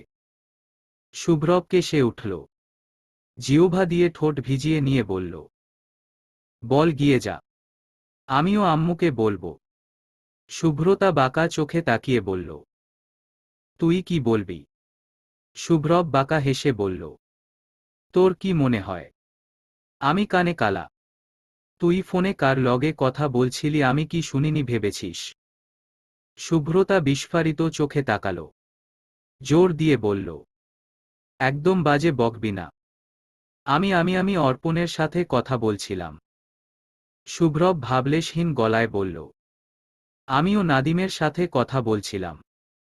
শুভ্রতা দাঁতে দাঁত চেপে বলল, নাদিম ভাইকে তুই জানপাখি ডাকিস কবে থেকে? আমার বান্ধবীর সাথে প্রেম করে আমাকেই ফুটানি দেখাস। কালই তোর ব্রেকআপ করাবো, দেখে নিস। শুভ্রব খানিকটা চমকাল। অন্ধকারে তার মুখের ভাবটা ঠিক বুঝা গেল না। থতমত খেয়ে বলল, ওই, নিজেকে কি মনে করিস? তোর বান্ধবী ছাড়া এই গোটা ঢাকায় আর কোনো মেয়ে নাই। সব বান্দরের মতো বান্ধবী তোর। শুভ্রতা ঢং করে বলল, তাই নাকি? তাহলে বান্দরের সাথে প্রেম করতে যাস কেন তুই? বান্দর বলিস আর হনুমান বলিস, কাল তোর ব্রেকআপ কনফার্ম। এটুকু বলেই দ্রুত নিচে নেমে এলো শুভ্রতা। সিঁড়ির দুধাপ পেরিয়েই স্বস্তির নিঃশ্বাস ফেলল সে। শুভ্রবকে উলট পালট কথায় বেঁধে রেখে নিজে বেঁচে গেছে তাতেই রক্ষে। কিন্তু শুভ্রবের হৃদয়ঘটিত ব্যাপারটা কার সাথে চলছে? সত্যিই শুভ্রতার কোনো বান্ধবীর সাথে, নাকি অন্য কোনো মেয়ে? এই প্রেমাখ্যানের লেজটা যে খুঁজে বের করতেই হবে। চারদিকে কাঁচা হলুদের মতো হলদেটে আলো থাকতেই ঘুম ভেঙেছে শুভ্রতার। ঘড়িতে 5টাও বাজেনি ঠিকঠাক। মনটা ভীষণ উত্তেজিত তার। আজ সাদাফকে শাড়ি পরে চমকে দেওয়ার মারাত্মক একটা প্ল্যান ঘুরঘুর করছে তার মাথায়। আজ পহেলা বৈশাখ। বাংলা বছরের শুরুর সাথে সাথে শুভ্রতা আর সাদাফের ভালোবাসারও এক নতুন অধ্যায়। সাদাফকে কিভাবে চমকে দেওয়া যায় তাই নিয়ে ভাবতে ভাবতেই নির্ঘুম রাত্রি কেটেছে শুভ্রতার। কিভাবে সাজবে এসব ভাবতে ভাবতেই কেটে যাচ্ছে এই আনন্দময় সকাল। আচ্ছা, শুভ্রতাকে নববধূর সাজে দেখে সত্যিই কি চমকাবে সাদাফ? বোকার মতো তাকিয়ে থাকবে তার দিকে? না, বোকার মতো তাকাবে না। তাহলে কিভাবে তাকাবে? শুভ্রতা আর ভাবতে পারে না। লজ্জা আর খুশিতে মুখ লাল হয়ে আসে। দিনটা শনিবার, অফিস ছুটি। বিছানায় কাঁথা মুড়িয়ে শুয়ে আছে সাদাফ। সকাল সকাল আকাশে ভীষণ মেঘ করেছে আজ। বৈশাখের প্রথম দিনেই প্রকৃতির কালবৈশাখী রূপ। সিলিং ফ্যানটা দ্রুত ঘুরছে। চারপাশটায় চাপা ঠান্ডা ভাব। মাঝরাত পর্যন্ত ফোনে কথা বলায় ঘুমের রেশটা এখনো কাটেনি সাদাফের। শরীরটা কেমন ম্যাচ ম্যাচ করছে। তার সাথে মাথাটাও কেমন ভারী ভারী ঠেকেছে। মাথার ভিতর দিকটাই এক ধরনের নীরব ব্যথা ধপধপ করে নিজের অস্তিত্বের জানান দিয়ে চলেছে সেই ভোররাত থেকে। সাদাফ বিরক্তিতে মুখ কুঁচকে পাশ ফিরে শুল। প্রায় সাথে সাথেই কোকিলের মিষ্টি কণ্ঠ ভেসে এলো কানে। দুবারের মাথায় কাঁথা সরিয়ে সচেতন চোখে তাকালো সাদাফ। নিজের অজান্তেই কপালটা খানিক কুঁচকে এলো। ছোট্ট একটা নিঃশ্বাস ফেলে উঠে বসল সাদাফ। বালিশের পাশে থাকা ফোনটা তুলে নিয়ে সময় দেখল 7:20। বিছানা থেকে নেমে দরজা পর্যন্ত এগিয়ে যাওয়ার সময়টুকুতে একটা কথায় মনে করার চেষ্টা করল সাদাফ, এত সকালে কারো কি আসার কথা ছিল আজ? কুঞ্চিত কপালে দরজাটা খুলতেই বিস্মিত হল সাদাফ। কুঁচকানো কপাল শিথিল হয়ে এলো মুহূর্তেই। বিরক্তিটা উবে গিয়ে চোখে মুখে ফুটে উঠল নিদারুণ ভালো লাগা আর কৌতূহল। সাদাফকে এভাবে অপলক তাকিয়ে থাকতে দেখে লাজুক হাসল ওপাশের মানুষটি।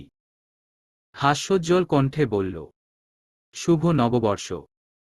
শুভ্রতার হালকা কণ্ঠে বলা কথায় আরও একদফা মোহগ্রস্ত হল সাদাফ।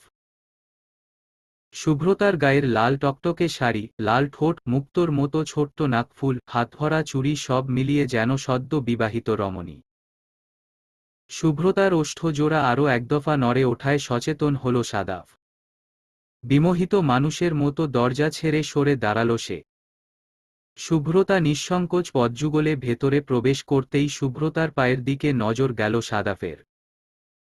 কাঁচা হলুদ রঙা পায়ে টকটকে লাল আলতা লাগিয়েছে শুভ্রতা। হাঁটার তালে তালে বাজছে রূপোর ভারী নূপুর। শুভ্রতা কৌতূহলী মনে ঘরের এদিকে ওদিক ঘুরে বেড়ালেও সাদাফ আগের জায়গাটাতেই ঠাই দাঁড়িয়ে আছে। বিস্ময়টা কিছুতেই কমছে না তার। তার ওপর শুভ্রতার এমন নববধূ সাজ। সাদাফ এমন অপ্রস্তুত ভঙ্গিতে দাঁড়িয়ে থাকলেও শুভ্রতা দ্বিধাহীন। শুভ্রতার চালচলন দেখে মনে হচ্ছে এই ঘরটা তার বহুকালের চেনা। দীর্ঘদিন বাপের বাড়িতে থেকে হুট করেই স্বামীর ঘরে আসায় ঘরদোরটা একটু অগোছালো হয়ে আছে মাত্র। বাকি সব তার হাতেই সাজানো, তার মায়াতেই গড়া। শুভ্রতা খাবার টেবিল থেকে পানির গ্লাস তুলে নিয়ে সাদাফের দিকে তাকাল। বিজ্ঞ গৃহিণীর মতো বলল, বাসায় বাজার টাজার কিছু আছে? অনেক বেলা হলো, রাত্রে হবে তো। শীতল চোখে তাকিয়ে থেকে হালকা হাসল সাদাফ। শুভ্রতা আজ দুহাত ভরে মেহেদি পড়েছে। ফর্সা হাতে মেহেদির রংটা বাড়াবাড়ি রকম সুন্দর লাগছে। সেদিকে দৃষ্টি রেখেই ছোট্ট করে উত্তর দিল সাদাফ। থাকার তো কথা। কয়েক ঢোক পানি খেয়ে নিয়ে সাদাফের দিকে তাকালো শুভ্রতা। খোলা চুলগুলো হাত খোপা করতে করতে এদিক ওদিক তাকালো। বড় বড় চোখ দুটো মেলে বলল, রান্নাঘর। সাদাফ হাসল। হাত ভাঁজ করে দাঁড়িয়ে চোখের ইশারায় রান্নাঘর দেখালো। শুভ্রতা মিষ্টি হেসে সেদিকে এগিয়ে যেতে যেতে বলল, দরজার বাইরে একটা ব্যাগ রেখে এসেছি, নিয়ে আসো না প্লিজ। সাদাফ ভ্রু কুঁচকে বলল, ব্যাগ? ব্যাগ কেন? তুমি কি একেবারে চলে এসেছো শুভ্রা? শুভ্রতা উত্তর দিল না। সাদাফ দ্রুত পায়ে দরজার দিকে এগিয়ে গেল। দরজার সামনেই মাঝারি সাইজের পাটের ব্যাগ। শুভ্রতাকে খেয়াল করতে গিয়ে ব্যাগটার ওপর একদমই নজর পড়েনি সাদাফের। সাদাফ দ্রুত হাতে ব্যাগটা তুলে নিল। দরজাটা লাগিয়ে ব্যাগে উকি দিতে দিতে বলল, তুমি আসার পথে বাজার করেছো নাকি শুভ্রা? এসবের কি দরকার ছিল? আমাকে বলে রাখলেই তো হতো। কথাটা শেষ করে রান্নাঘরের দরজায় গিয়ে দাঁড়ালো সাদাফ। বাজারের ব্যাগটা চুলোর পাশে কেবিনেটের ওপর রাখতেই মুখ ফুলিয়ে বলে উঠল শুভ্রতা, বলে রাখলে কি অবাক হতে?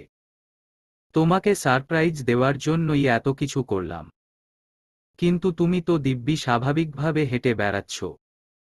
তোমার জায়গায় আমি হলে তো ছোটখাটো হার্ট অ্যাটাক করে ফেলতাম। সাদাফ হেসে ফেলল। অবাক সে যথার্থই হয়েছিল, এমনকি তার বিস্ময়ভাবটা পুরোপুরি কাটেনি এখনো। শুভ্রতাকে এই রূপে দেখে বুকটা ঢুপঢাপ ঢোল পিটিয়ে চলেছে সেই কখন থেকে।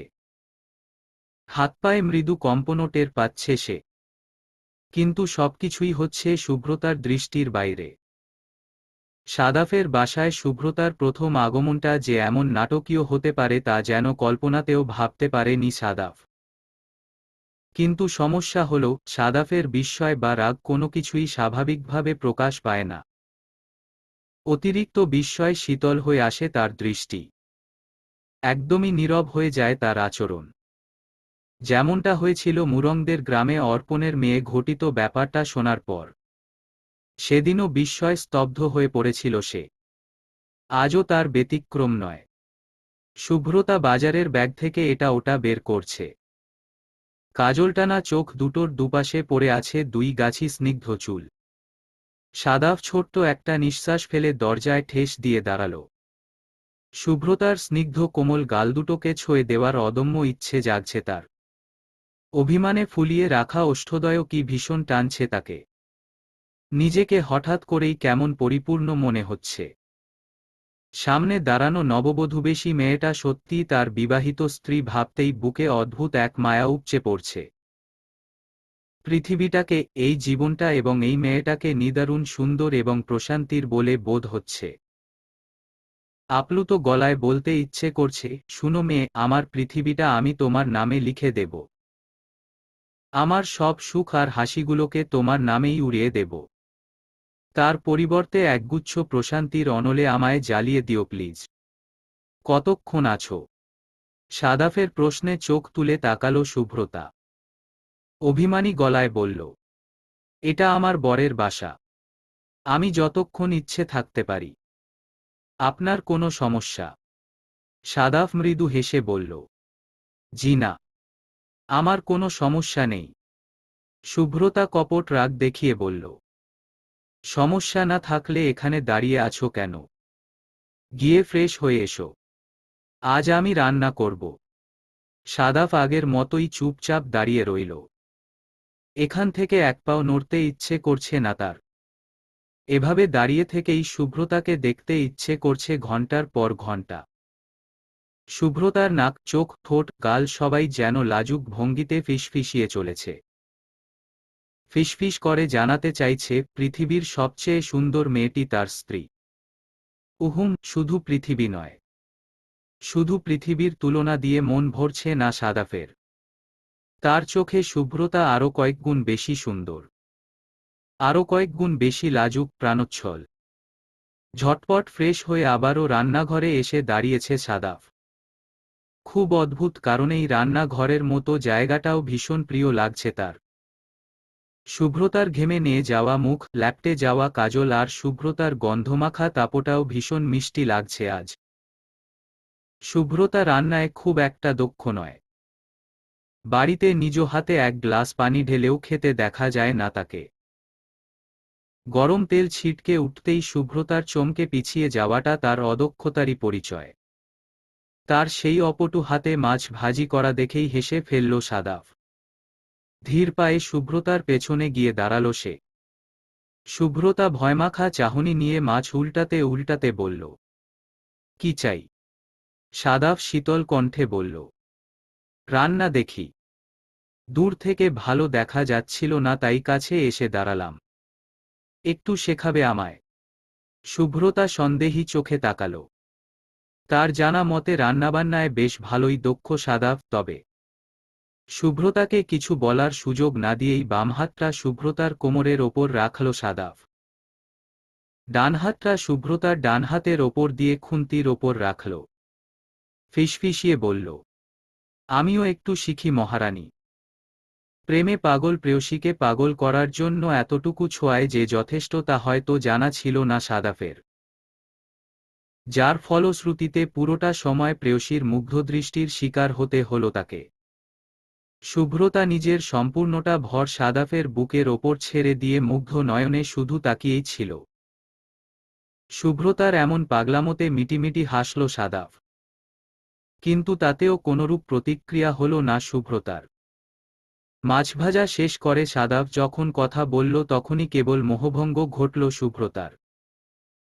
অপ্রস্তুত ভঙ্গিতে খানিকটা দূরে সরে গিয়ে মাথা নিচু করে দাঁড়িয়ে রইল সে। সাদাফ মাথা চুলকে বলল, আর কিছু রান্না করবেন মহারানী? বসার ঘরে বসে আছেন রাদিবা আহমেদ। তার পাশেই বসে আছেন শাহিনুজ্জামান সাহেব ও হাজি আনিমুল হক। দরজার পাশে হাত মুড়িয়ে দাঁড়িয়ে আছেন শফিক আর শুভ্র। সামনের সোফায় বসে আছেন দুজন মধ্যবয়স্ক ভদ্রলোক। বসার ঘরের পরিবেশটা বেশ থমথমে। গুরুগম্ভীর আলোচনা চলছে। আর সেই গুরুগম্ভীর আলোচনার কেন্দ্রবিন্দু হলো এ বাড়িরই মেয়ে, শুভ্রতা। আপনি আমার নিমন্ত্রণ রক্ষা করে এ পর্যন্ত এসেছেন বলে ধন্যবাদ, ওবায়দুল্লাহ সাহেব। ওবায়দুল্লাহ সাহেব মৃদু হেসে বললেন, এভাবে বলবেন না। আপনি আমার বাবার মতো। আপনার পরিবারের মেয়েকে পুত্রবধূ করে পাওয়াটা আমি সৌভাগ্য বলেই মনে করি। তাছাড়া শুভ্রতাকে আমি দেখেছি। ভীষণ লক্ষ্মী মেয়ে সে। আপনি একদম চিন্তা করবেন না চাচা।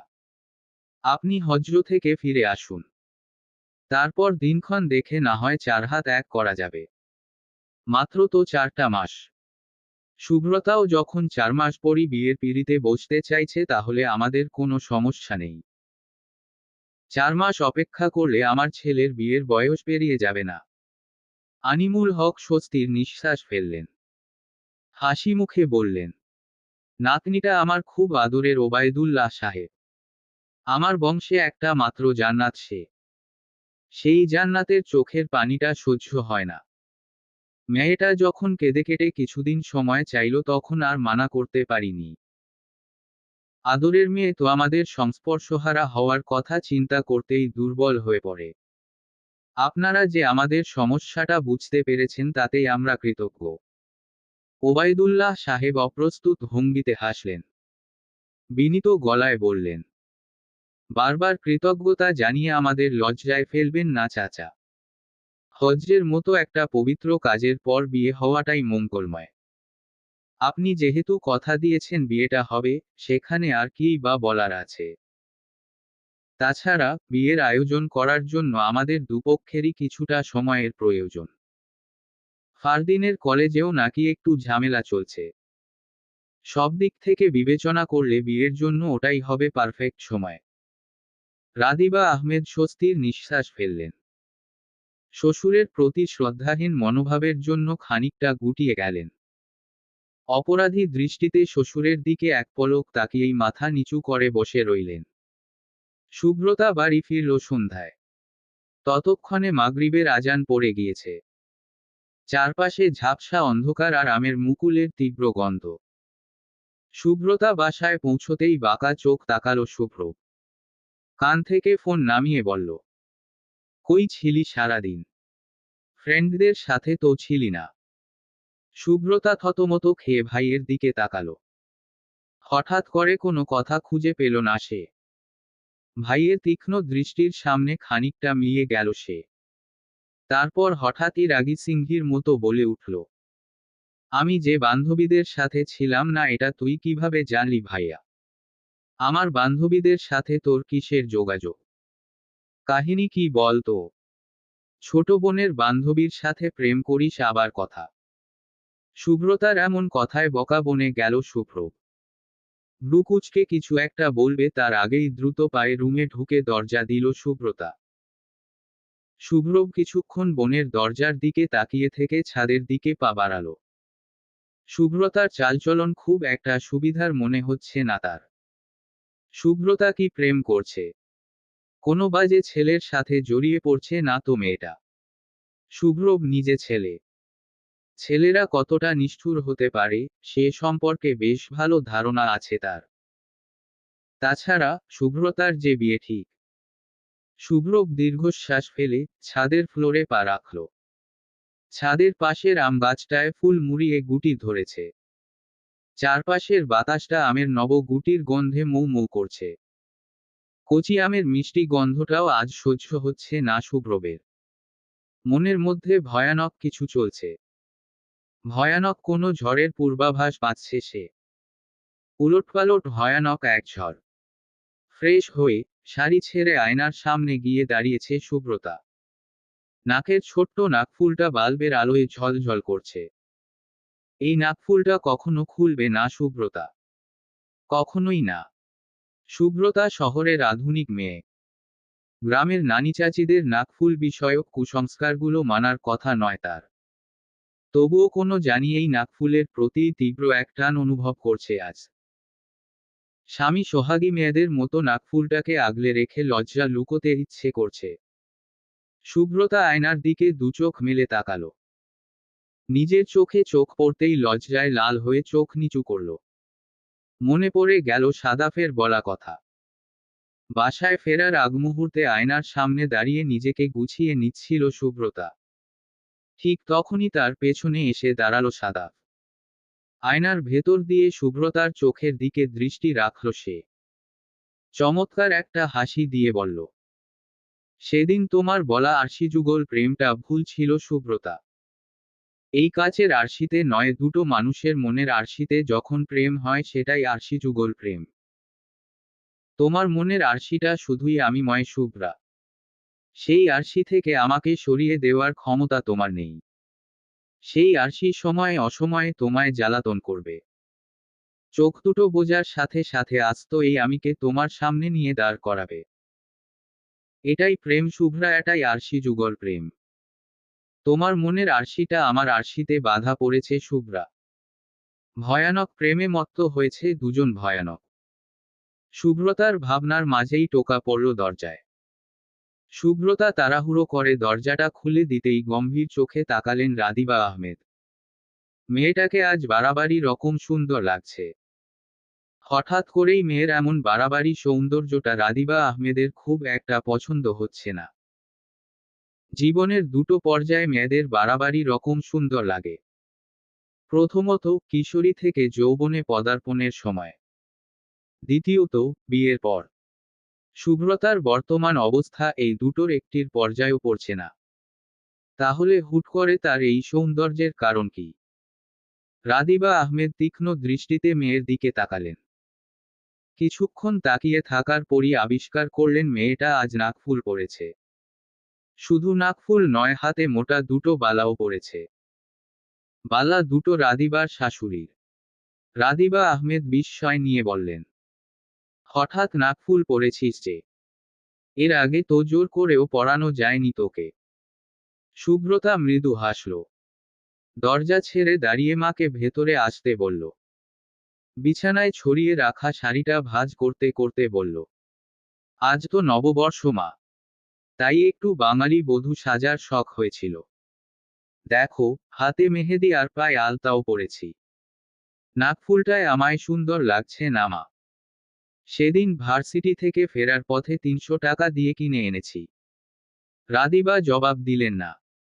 মেয়ের হাতের দিকে দৃষ্টি রেখে বললেন, এত মোটা বালা পরেছিস, অসুবিধা লাগছে না? সুব্রতা হাসল। মায়ের পাশে বসে বলল, লাগছে, ভীষণ অসুবিধা লাগছে। তাহলে পরে আছিস কেন? খুলে রাখলেই পারিস। অসুবিধা লাগার সাথে সাথে ভালো লাগছে, তাই আর খুলতে ইচ্ছে করছে না। তাছাড়া এসব পরে পরে অভ্যাস করতে হবে না। তুমি তো বিয়ে দেওয়ার জন্য অঠে পড়ে লেগেছ। আজ বাদে কাল বিয়ে হয়ে গেলে পড়তে হবে না, তাই আগে থেকেই অভ্যাস করছি। রাদিবা আহমেদ হঠাৎ করেই কোনো কথা বললেন না। কিছুক্ষণ চুপচাপ বসে থেকে মেয়েকে পর্যবেক্ষণ করলেন উনি। বিয়ে নিয়ে সুব্রতার হঠাৎ এমন পজিটিভ চিন্তাটা মেনে নিতে কষ্ট হচ্ছে রাদিবার। রাদিবা আহমেদ খানিক ভাবলেন। ফারদিনের সাথে তার বিয়ের ব্যাপারটা বলতে গিয়েও থেমে গেলেন। আনিমুল সাহেব যেখানে নিজে থেকেই সুব্রতাকে জানাতে বারণ করেছেন, সেখানে কি দরকার কথা বাড়ানোর? রাদিবা হঠাৎ করেই গম্ভীর গলায় প্রশ্ন ছুড়লেন, সারাদিন কোথায় ছিলে? সুব্রতা চোখ তুলে মায়ের দিকে তাকালো। খানিক চুপ থেকে নিজের উত্তরটা গুছিয়ে নেওয়ার চেষ্টা করল। সুব্রতাকে চুপ থাকতে দেখে নিজ থেকেই কথা বললেন রাদিবা আহমেদ, তুমি এখন বাচ্চা নও। এত বড় মেয়ে হয়ে সারাদিন টোটো করে ঘুরে বেড়ানোর মানেটা কি? দাদু যে এসব পছন্দ করেন না, জানো না? সুব্রতা মাথা নিচু করে বসে রইল। রাদিবা আহমেদ উঠে দাঁড়ালেন। মেয়ের দিকে কড়া দৃষ্টি নিক্ষেপ করে বললেন, ফ্রেশ হয়ে দাদুর রুমে যাও। আর কখনো যেন এমন উড়নচণ্ডী স্বভাব না দেখি। এখন বিয়ের যজ্ঞ হয়েছ, কেউ যেন বলতে না পারে আমাদের বাড়ির মেয়ে উশৃঙ্খল। সুব্রতা কোনো জবাব দিল না। মা রুম থেকে বেরিয়ে যেতেই স্বস্তির নিঃশ্বাস ফেলে বিছানায় গা এলিয়ে দিল সে। কপালের ছোট্ট টিপটা আরেক দফা ঠিক করে নিয়েই ব্যাগ হাতে রুম থেকে বেরিয়ে এলো সুব্রতা। মনটা ভীষণ ভালো আজ। পুরো 4 দিন পর সাদাফের সাথে দেখা হতে চলেছে তার। সকাল 9টায় অফিস ফেলে বানানী থেকে ধানমন্ডি এসে সাদাফের পক্ষে সুব্রতার সাথে দেখা করাটা প্রায়ই সম্ভব হয়ে ওঠে না। তবুও শত ব্যস্ততাকে পাশে রেখে নিজ থেকেই ধানমন্ডির একটা রেস্টুরেন্টে দেখা করতে বলেছে সাদাফ। শুধুমাত্র আধা ঘন্টার জন্য একসাথে বসবে তারা। অনুভূতিময় মানুষটাকে প্রাণ ভরে দেখে নিয়ে জ্বালামো তৃষ্ণাটা আরো খানিকটা বাড়িয়ে তুলবে। সুব্রতার ঠোঁটের কোণে মিষ্টি হাসি ফুটে উঠল। বাইরে যাওয়ার জুতোগুলো পরে নিয়ে তাড়াহুড়ো করে বেরিয়ে যেতেই পেছনে থেকে ডেকে উঠল শুভ্র, দাঁড়া শুভি। ভাইয়ের ডাকে থমকে দাঁড়ালো সুব্রতা। ঢোক গিলে নিজেকে শান্ত করার চেষ্টা করল। ধরা পড়া চুরের মতো একবার ভাইয়ের দিকে তাকালো। সাথে সাথেই ব্যস্ত ভঙ্গিতে বলে উঠল শুভ্র, ভার্সিটি যাচ্ছিস? সুব্রতা মাথা নাড়ল, যার অর্থ হ্যাঁ, সে ভার্সিটি যাচ্ছে। শুভ্র ডান হাতের কবজিতে সাদা ডায়ালের ঘড়িটা পড়তে পড়তে বলল, বেশ, চল, আমি পৌঁছে দিচ্ছি। শুভ্রবের বলা কথাটায় আঁতকে উঠল সুব্রতা।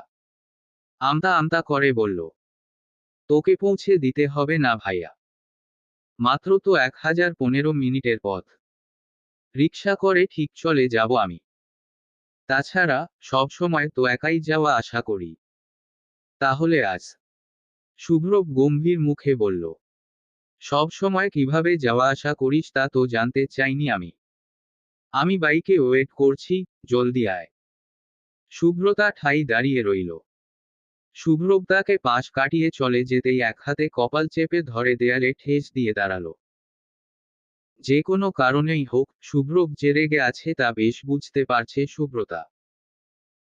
এই অবস্থায় ভাইকে কিছু বলা মানেই জ্বলন্ত আগ্নেয়গিরিকে খুঁচিয়ে খুঁচিয়ে আরো ভয়ানক করে তোলা। সুব্রতা তাড়াহুড়ো করে ঘড়ি দেখে 7:31। সাদাফের এতক্ষণে রেস্টুরেন্টে পৌঁছে যাওয়ার কথা, এবার কি হবে? সুব্রতার ভাবনার মাঝেই ডেকে উঠল শুভ্র। সুব্রতা নিজেকে যথাসম্ভব স্বাভাবিক রাখার চেষ্টা করে ভাইয়ের ডাকে সাড়া দিল। ভার্সিটি গেইটে পৌঁছে বাইক থেকে নেমে দাঁড়াতেই গম্ভীর গলায় প্রশ্ন ছুড়ল শুভ্র। ক্লাস কয়টায় শেষ হবে তোর? সুব্রতা চকিতে ভাইয়ের চোখের দিকে তাকালো। ভাইয়ের শীতল চাহনিতে দৃষ্টি না রাখতে পেরে চোখ নামিয়ে নিয়ে বলল, একটায় একটায় শেষ হবে ক্লাস। ঠিক আছে, ক্লাস শেষে তোকে এসে নিয়ে যাব আমি। আশেপাশেই আছি, সমস্যা নেই।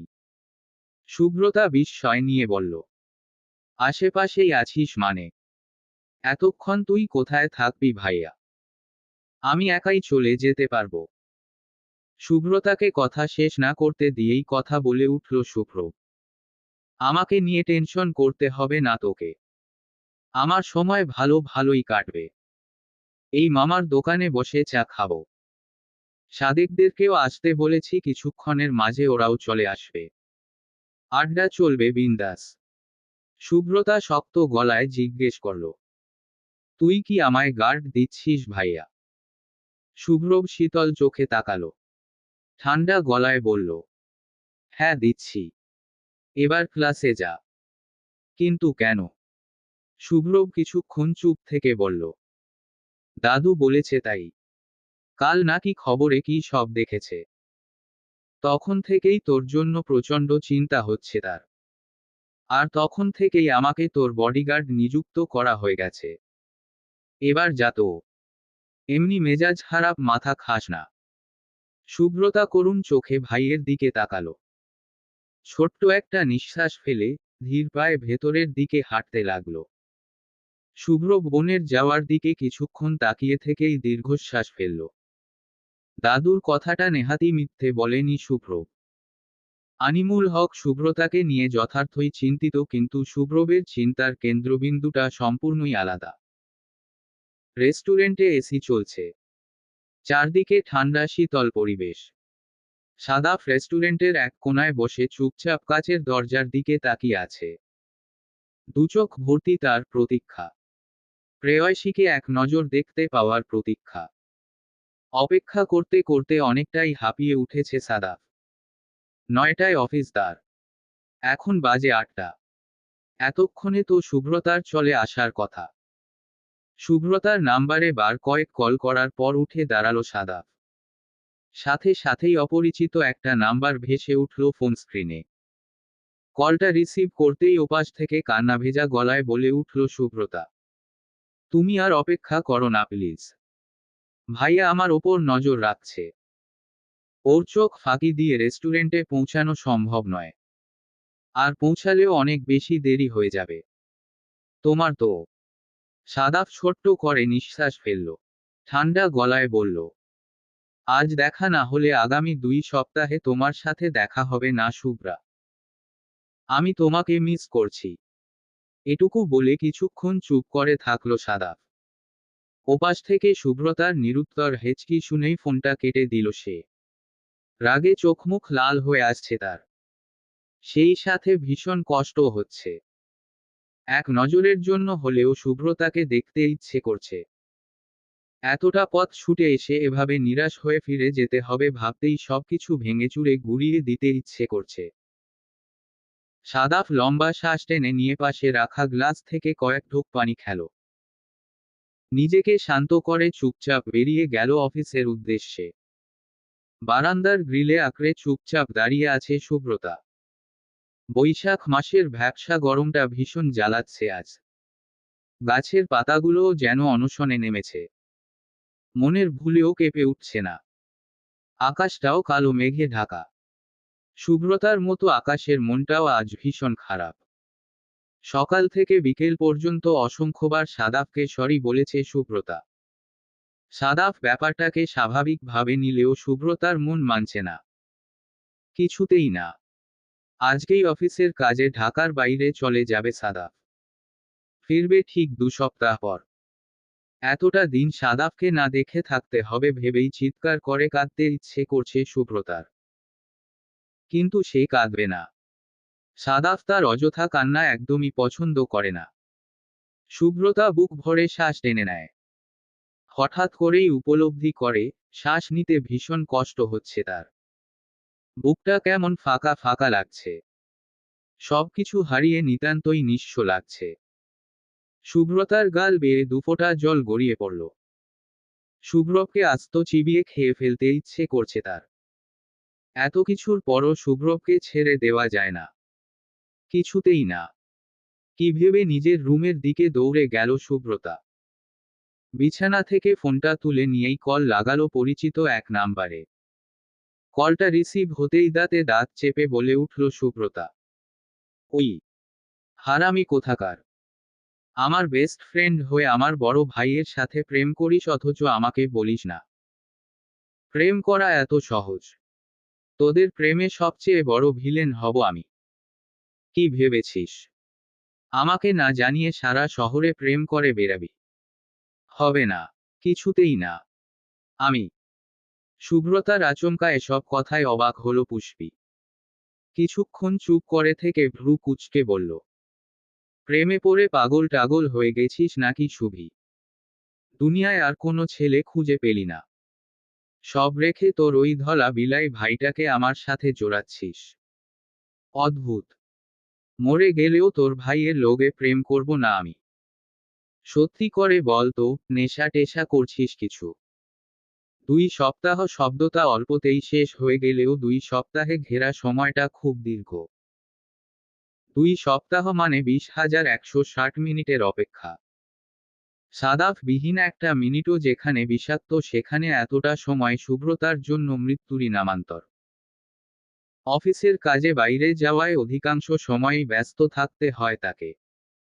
সারাদিনের ক্লান্তিটা রাত নামার সাথে সাথেই চোখের পাতায় ভর করে। ক্লান্তি আর ব্যস্ততা ঠেলে শুভ্রতাকে ঠিকঠাক সময় দিতে পারে না সে। ফোন দিলেও বেশিক্ষণ কথা বলাটা আর হয়ে ওঠে না। সারাদিনের পিপাসু মন নিয়ে বসে থাকা শুভ্রতার জন্য 5 মিনিটের সাদাফ বড্ড যন্ত্রণার। 5 মিনিটের জন্য সাদাফকে পেয়ে তার কণ্ঠ শুনে একদমই মন ভরে না শুভ্রতার। পিপাসাটা বেড়ে যেন দ্বিগুণ হয়। কখনো কখনো ফোন রেখে কান্নায় ভেঙে পড়ে নিজেকে শেষ করে দিতে ইচ্ছে করে। কেন সে সাদাফের প্রতি এত দুর্বল? কেন? আর সেই দুর্বলতাটা কেনই বা চক্রবৃদ্ধি হারে বৃদ্ধি পাচ্ছে? রাগে দুঃখে নিজের হাতপা কামড়ে জখম করে শুভ্রতা। কুশন, চাদর সবকিছু ছড়িয়ে ছিটিয়ে অস্থির করে তুলে। কিছুক্ষণ পর নিজেই গুছিয়ে রাখে সব। রাতবিরেতে শাওয়ার ছেড়ে বসে থাকে। ভিজে চুপচুপে হয়ে কাটিয়ে দেয় সারা রাত। সাদাফ ফোন দিয়ে যখন বলে, সাবধানে থাকবে শুভ্রা, ঠিকমতো খাওয়া দাওয়া করবে, আমি একটু ব্যস্ত আছি, পরে কথা হবে, ওকে। সাদাফের বলা ওকে এর উত্তরটা আর দেওয়া হয় না শুভ্রতার। বুক ফেটে বেরিয়ে আসে হাহাকার। সাদাফকে শক্ত করে জড়িয়ে ধরে পাশে বসিয়ে রাখার ইচ্ছেটা তীব্র হয়। তারপর একসময় ইচ্ছেটাকে চোখের জলে ভাসিয়ে দেয়। নিজেকে তার পাগল পাগল মনে হয়। সাদাফকে ছাড়া বাঁচার কথা ভাবলেই নিঃশ্বাস বন্ধ হয়ে আসে। আজও ঠিক তাই হল। ঘড়িতে 10টা বাজতেই মনের পাটাতনে ঠুকরে উঠা শকুনির মতো বেজে উঠল মুঠোফোন। শুভ্রতা সারাটা দিন নিজেকে সামলে রাখলেও ফোনটা পেতেই যেন উদ্ভ্রান্ত হয়ে উঠল। তাড়াহুড়ো করে ফোনটা তুলে কানে নিল সে। সাথে সাথেই ওপাশ থেকে ক্লান্ত আদুরে কণ্ঠ ভেসে এলো, তোমাকে ভীষণ মিস করছি শুভ্রানী। ভীষণ। প্রচণ্ড দেখতে ইচ্ছে করছে তোমায়। ঢাকায় থাকলে নির্ঘাত তোমার বাসার সামনে চলে আসতাম আজ। সাদাফের এমন খোলামেলা কথায় নিজেকে আর আটকে রাখতে পারল না শুভ্রতা। ফুপিয়ে কেঁদে উঠল সে। সাদাফ অস্থির হয়ে বলল, আরে বাবা, কাদার মতো কিছু বলেছি নাকি? কাঁদছ কেন? বাচ্চাদের মতো কথায় কথায় কাঁদে কেউ। এভাবে কাঁদলে আর ফিরবে না বউ। শুভ্রতার কান্নার বেগ এবার বাড়ল, বই কমল না। ঠোঁট ফুলিয়ে বলল, আমি সেদিন রেস্টুরেন্টে যাইনি বলে ইচ্ছে করে এমনটা করছো তুমি। ইচ্ছে করেই ফিরছ না। শুভ্রতার কথায় হেসে ফেলল সাদাফ। হাসিমুখেই বলল, পাগলিটা বলে কি? কান্না থামাও না রে বাবা। আমি ক্লান্ত শরীরে কি তোমার এই কান্না শোনার জন্য ফোন দিয়েছি? চমৎকার একটা হাসি দাও এবার। তোমার হাসি দেখলেই ক্লান্তি দূর হয়ে যাবে আমার। শুভ্রতা কান্না থামানোর চেষ্টা করল। সাদাফ মুচকি হেসে বলল, রাতে খাওনি নিশ্চয়। রাত 10:30টার বেশি বাজতে চলল এখনো খাওনি। এসব কোন ধরনের বাচ্চামো শুভ্রা? আমি তোমাকে আগেই বলেছি যে কোনো পরিস্থিতিতে নিজের কোনরূপ ক্ষতি করার চেষ্টা তুমি করবে না। আর না খেয়ে থেকে ঠিক সেই কাজটাই করছো তুমি। প্লিজ শুভ্রা, খেয়ে নাও। আর মাত্র 2 দিন। ফিরছি আমি। এখন রাখি কেমন? শুভ্রতা উত্তর দেয়নি। সাদাফ কিছুক্ষণ চুপ থেকে ছোট্ট করে খেয়ে নাও বলেই ফোন কেটেছে। সাথে সাথে দমকা হাওয়ার মতো কান্নায় ভেঙে পড়েছে শুভ্রতা। আরও 2 দিন। তার মানে আরও 2880 মিনিটের অপেক্ষা। শুভ্রতার কান্নার মাঝেই গলা ছেড়ে ডেকে উঠলেন রাদিবা আহমেদ। শুভ্রতা চোখমুখ মুছে দরজাটা খুলে দিয়ে মাথা নিচু করে দাঁড়িয়ে রইল। রাদিবা আহমেদ মেয়ের দিকে তাকিয়ে চমকে উঠলেন। চোখমুখের একই ভয়ানক অবস্থা হয়েছে তার মেয়ের। শুভ্রব মায়ের থেকে কিছুটা দূরেই দাঁড়িয়েছিল। বোনের এমন বিধ্বস্ত মুখের দিকে একবার শীতল দৃষ্টি নিক্ষেপ করেই নিজের ঘরে ফিরে গেল সে। রাদিবা আহমেদ বিস্ময় নিয়ে বললেন, কি হয়েছে তোর? এমন দেখাচ্ছে কেন তোকে? শুভ্রতা ঠান্ডা গলায় উত্তর দিল, কিছু হয়নি। ঘুমুচ্ছিলাম তাই এমন লাগছে। কিছু বলবে? রাদিবা যান্ত্রিক পুতুলের মতো হাতে থাকা ফোনটা এগিয়ে দিয়ে বলল, তোর মামু ভিডিও কলে আছে। কথা বল। শুভ্রতার কারো সাথে কথা বলতে ইচ্ছে করছে না। ফোনটা নিয়ে রাস্তার মাঝ বরাবর ছুঁড়ে ফেলতে ইচ্ছে করছে। কিন্তু মায়ের অযথা প্রশ্নের থেকে মামুর সাথে কথা বলাটাই কম বিরক্তিকর ভেবে হাত বাড়িয়ে ফোনটা নিল সে। রাদিবা এখনো স্থির দৃষ্টিতে তাকিয়ে আছে মেয়ের চোখে মুখে। ভেতরটা উদ্বেগে ছটফট করছে তার। কি জানি কি হলো তার মেয়ের। শুভ্রতা ছোট্ট নিঃশ্বাস ফেলে স্ক্রিনের দিকে তাকাতেই মামুর পাশে বসা অপরিচিত একজনকেও চোখে পড়ল তার। লোকটির গোলগাল ভদ্রলোক ধরনের চেহারায় কালো মোটা ফ্রেমের চশমা। লোকটি সরাসরি শুভ্রতার দিকে তাকাচ্ছে না। একবার তাকিয়েই অস্থির চোখে এদিক ওদিক তাকাচ্ছে। শুভ্রতা ভ্রু কুঁচকে তার মামুর দিকে তাকাল। শীতল গলায় বলল, আসসালামু আলাইকুম মামু। কেমন আছেন? মামু অমায়িক হেসে বলল, ওয়ালাইকুম আসসালাম। আলহামদুলিল্লাহ ভালো আছি মামুনি। তুমি ভালো আছো? শুভ্রতা জবাব দিল না। মামু বিগলিত হেসে বলল, তোমার সাথে পরিচয় করিয়ে দিই। ও হচ্ছে আমার বন্ধু ওবায়দুল্লার ছেলে। ভেরি শার্প বয়। পাশের ছেলেটি হাসার চেষ্টা করে বলল, হ্যালো শুভ্রতা। শুভ্রতা ভদ্রতার হাসি হাসল, ছোট্ট একটা শেষ টেনে বলল, আমি খুব সিক ফিল করছি মামু। তোমার সাথে পরে কথা বলি প্লিজ। শুভ্রতার মামু কিছু বলার আগেই ফোনটা মার হাতে ধরিয়ে দিয়ে নিজের রুমের দরজা দিল শুভ্রতা। ছেলেটার অমন লাজুক হাসি মোটেও সুবিধার মনে হচ্ছে না শুভ্রতার। আর মামুও বা অপরিচিত একটা ছেলেকে ভিডিও কলে আনে কিভাবে? রিডিওকিউলাস। বিরক্তিতে চোখমুখ কুঁচকে এলো শুভ্রতার। ভয়ানক রাগে সবকিছু ভেঙে ফেলার তীব্র ইচ্ছে জাগতে লাগল। ভার্সিটির ক্যাফেটেরিয়াতে বসে আছে শুভ্রতা। হাতে গরম চায়ের কাপ। তার ঠিক সামনেই মুখ কাচুমাচু করে বসে আছে তনয়া। শুভ্রতার দৃষ্টি তীক্ষ্ণ। ভ্রুজোড়া খানিক কুঁচকে আছে। তনয়া চোখ তুলে শুভ্রতার দিকে তাকাল। পরক্ষণেই চোখ ফিরিয়ে নিয়ে পাশে বসা পুষ্পির উপর দৃষ্টি নিবদ্ধ করল। পুষ্পির চোখে মুখেও নিদারুণ কাঠিন্য। বান্ধবীদের এমন মুখ ভঙ্গিমায় খানিকটা হকচকিয়ে গেল তনয়া। গরম সমুচায় কামড় বসিয়ে মুখ কুচকালো অর্পণ। চায়ের কাপে চুমুক দিয়ে টেবিলের উপর ঝুঁকে এলো সে। উত্তেজিত গলায় বলল, শুভ্রব ভাইয়া, উনাকে নিয়ে তো কখনো ভাবাই হয়নি। সেদিন শুভি ফোন দিয়ে বলার পর থেকে ভীষণ আফসোস হচ্ছে। উনার সাথে প্রেম করলে ব্যাপারটা খারাপ হতো না। Shit, shit, shit. Tanu baby, তুই বরং শুভ্রব ভাইয়ার সাথে ব্রেকআপ করে নে, সেই সুযোগে আমি একটু টান্স মারি। কথাটা বলে চোখ টিপল অর্পণ। তনয়া থমথমে মুখে একবার অর্পণের দিকে তাকালো মাত্র। পাশ থেকে আফসোসের সুর তুলে বলে উঠল প্রেমা, শুভির কথাটা শোনার পর আমার প্রথম যে নামটা মনে এসেছিল সে হলো অর্পণ। অর্পণের প্রেমে পড়ার স্বভাব আছে। তাছাড়া ও তো সারাদিনই বলে শুভি বেবি, তুই ছেলে হলে আমি তোর সাথেই প্রেম করতাম, ট্রাস্ট মি জানু হেন তেন। এদিকে শুভ্রব ভাই হলো শুভ্রতার মেইল ভার্সন। অর্পণ তার সাথে প্রেম টেম করলে আমি বিশেষ অবাক হতাম না। কিন্তু তনু, তুই আমার এত গভীর চিন্তা ভাবনাটাকে মিথ্যা করে দিতে পারলি। অ্যাসাইনমেন্ট ফেলে রেখে কত কষ্ট করে এতটা চিন্তা করেছি তোর কোনো ধারণা আছে? তনয়া মুখ কাচুমাচু করে তাকালো। মুখটা ভরা আষাঢ়ের মতো অন্ধকার হয়ে আছে তার। চোখে মুখে নিদারুণ অসহায়ত্ব ফুটিয়ে তুলে একের পর এক বান্ধবীর দিকে তাকাচ্ছে সে। শুভ্রতা হাতের কাপটা টেবিলে রেখে এলো, চুলগুলোকে মুঠোবন্দি করে খোপায় মোড়ালো। গম্ভীর গলায় বলল, কাজটা তুই ঠিক করিস নি তনু। আমাকে লুকিয়ে প্রেমাখ্যান রচনার চেষ্টা ভারী অন্যায় হয়েছে। এর শাস্তি হিসেবে আজকের সব বিল তুই দিবি। এটুকু বলে থামল শুভ্রতা।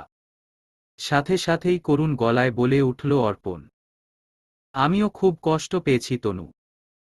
তুই আমাদের লুকিয়ে এত কাহিনী করতে পারলি। আমি যে নির্মল মনে ক্রাশ খাই তা কি তোদের থেকে লুকাই? ইভেন আমার কাজিনের সাথে আমার কি হয়েছিল সেই সকল গোপনীয় কথাও তোদেরকে বলেছিলাম, বলিনি? প্রেমা তার কালাচাঁদের কথা যেখানে লুকায়নি। পুষ্পি যেখানেও, পুষ্পিকে বাদ দে, ও তো মেয়ে না। ও হলো আস্ত একটা ফাউল মহিলা। ওকে বড়জোর খালাম্মাদের তালিকায় ফেলা যায়। ওকে নি। অর্পণের কথার মাঝেই গর্জে উঠল পুষ্পি। টেবিলের ওপর রাখা সসের বোতলটা তুলে নিয়ে রাগী গলায় বলল, ওই, কি বললি তুই? আমি খালাম্মা? তুই কি এক বাড়িতে মাথা ফাটিয়ে ফেলব? পুষ্পির গর্জনে অর্পণের মাঝে তেমন কোনো ভাবান্তর দেখা গেল না। খুব স্বাভাবিক ভঙ্গিতে হাত বাড়িয়ে সসের বোতলটা নিল সে। দাঁত কেলিয়ে বলল, থ্যাংক ইউ খালাম্মা, আই লাভ চিলি সস। আচ্ছা তনু, যা বলছিলাম, শুভ্রতাকে দেখ। শুভ্রতাও কিন্তু সাদাফ ভাইয়ার কথাটা লুকায়নি। বয়ফ্রেন্ডের দুঃখে 5 দিনে চোখের নিচে কালি ফেলে দিয়েছে, সেটাও আজ ওপেন সিক্রেট। আর তুই কিনা সব লুকিয়ে গেলি। সব। এটুকু বলে থামল অর্পণ। সামনে রাখা পানির গ্লাসটা তুলে নিয়ে অল্প পানি খেল। আশেপাশে তাকিয়ে ক্যাফেটেরিয়ার মামাকে ডেকে একগাদা খাবার অর্ডার করল। তারপর স্মিত হেসে বলল, এগুলোর বিলও তুই দিয়ে দিস তনু বেবি। হাজার হলেও আমার ক্রাশের হবু বউ তুই। আমার খণ্ডিত মনের জন্য এটুকু তো করতেই পারিস। প্রেমা অবাক হয়ে বলল, ক্রাশ মানে? শুভ্রব ভাই, তোর ক্রাশ হলো কবে থেকে? অর্পণ ডোন্ট কেয়ার ভাব নিয়ে প্রেমার দিকে তাকালো। কৃত্রিম লাজুকতা নিয়ে বলল, এখন থেকে। যখন থেকে শুনলাম তনুর সাথে উনার কিছু চলছে তখন থেকেই উনার প্রতি ভীষণ প্রেম পাচ্ছে। অর্পণের কথায় বাকি 4 জনই গোল গোল চোখে তাকিয়ে রইল। তবে তাদের বিস্ময়টা বেশিক্ষণ টিকল না। অর্পণের এমন খাপছাড়া কথাবার্তায় অভ্যস্ত তারা। বন্ধুমহলে অর্পণের এমন কথা বলাটাই কাম্য। অর্পণের সাথে গম্ভীরতা বিষয়টি যায় না। মূলত সে গম্ভীর হতেই জানে না। তাদের ক্ষণিকের নীরবতা কাটিয়ে হঠাৎই ফোন বেজে উঠল তনয়ার। সাথে সাথেই 4টি অগোছালো দৃষ্টি এসে পড়ল তার উপর। তনয়া অপ্রস্তুত ভঙ্গিতে বান্ধবীদের দিকে তাকাল। পুষ্পী হাত বাড়িয়ে ফোনটা ছিনিয়ে নিয়ে স্ক্রিনের দিকে তাকাল। ফোনটা উঁচু করে স্ক্রিনে ভাসা শুভ্রবের নামটা সবাইকে দেখাল। শুভ্রতা চোখ কপালে তুলে বলল, ভাইয়া। অর্পণও একই সুরে বলল, নিউ ক্রাশ। প্রেমা কিছু বলবে তার আগেই বিরক্ত কণ্ঠে বলে উঠল পুষ্পী, এই চুপ। এক এক করে ইন্ট্রো দেওয়া বন্ধ কর। এই তনু। ফোনে লাউডস্পিকার দিয়ে তারপর রিসিভ কর। খবরদার মিউট করেছিস তো আমরাও জানতে চাই তোমাদের প্রেম ঠিক কোন পর্যন্ত এগিয়েছে। কেটে যাবে, তাড়াতাড়ি ধর। তনয়া অসহায় মুখে বান্ধবীর দিকে তাকাল। 4 বান্ধবীকে আজ ইতিহাসের কালো গহর থেকে উঠে আসা ঘসিটি বেগমের মতো ভয়ঙ্কর ছলনাময়ী ষড়যন্ত্রকারী মনে হচ্ছে তার। মনে মনে তাদের একগাদা গালি দিয়ে ফোনটা হাতে নিতেই 4 জনেই হামলে পড়ল তার উপর।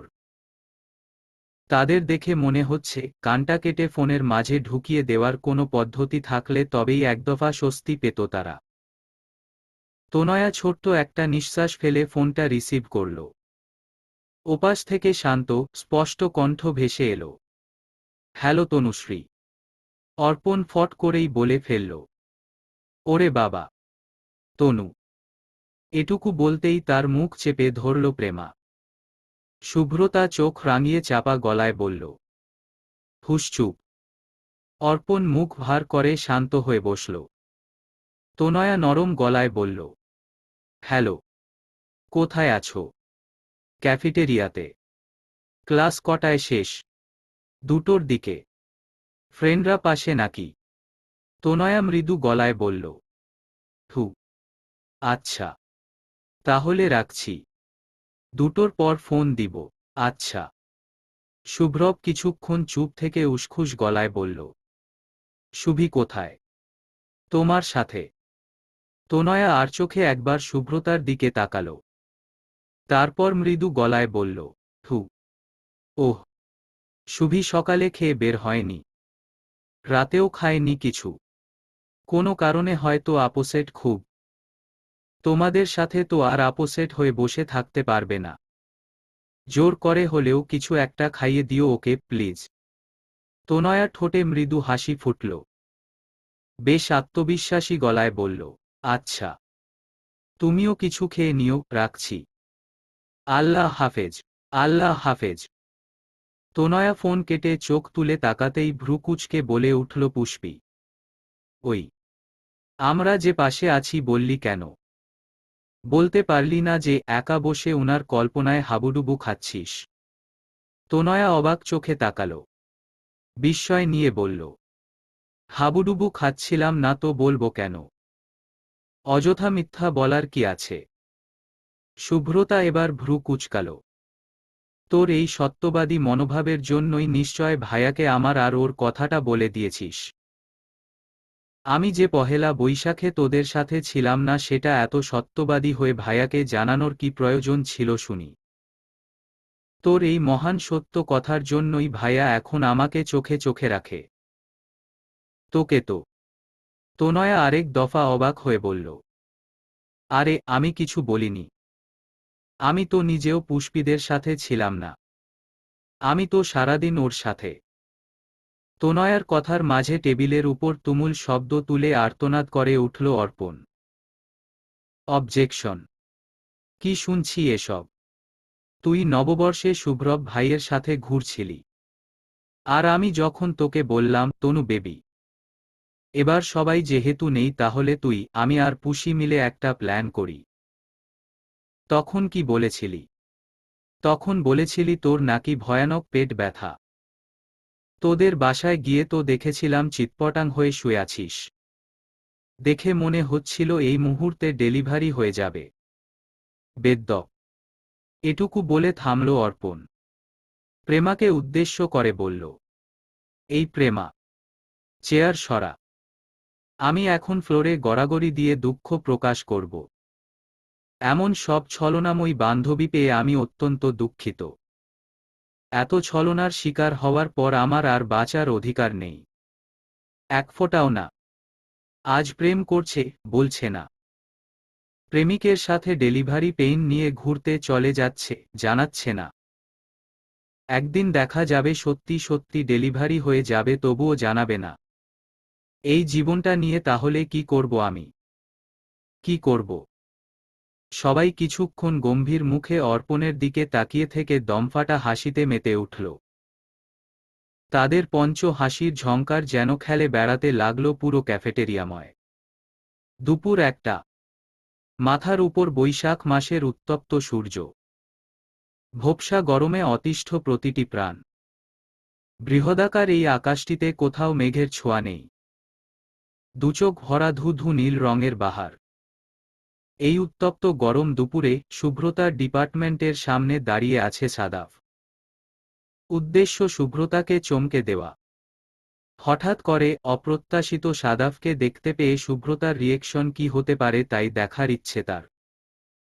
সাদাফের ভাবনার মাঝেই কেউ একজন ছুটে এসে ঝাপটে ধরল তাকে।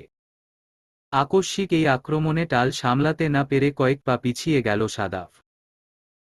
চমকে উঠে বুকের উপর মিশে থাকা মুখটির দিকে তাকালো সে। কিছুক্ষণ হতভম্বের মতো দাঁড়িয়ে থেকেই ডান হাতে আলতো জড়িয়ে ধরে বলল, কি করছো, শুভ্রা? সবাই দেখছে। ছাড়ো। সাদাফের আদুরে গলা শুভ্রতার কান পর্যন্ত পৌঁছালো বলে মনে হল না। সাদাফ এবার টেনে শুভ্রতা নিজের থেকে আলাদা করার চেষ্টা করে বলল, এটা ভার্সিটি শুভ্রা। কেউ দেখে নিলে তোমার সমস্যা হতে পারে। প্লিজ ছাড়ো। শুভ্রতার এবার টনক নড়ল।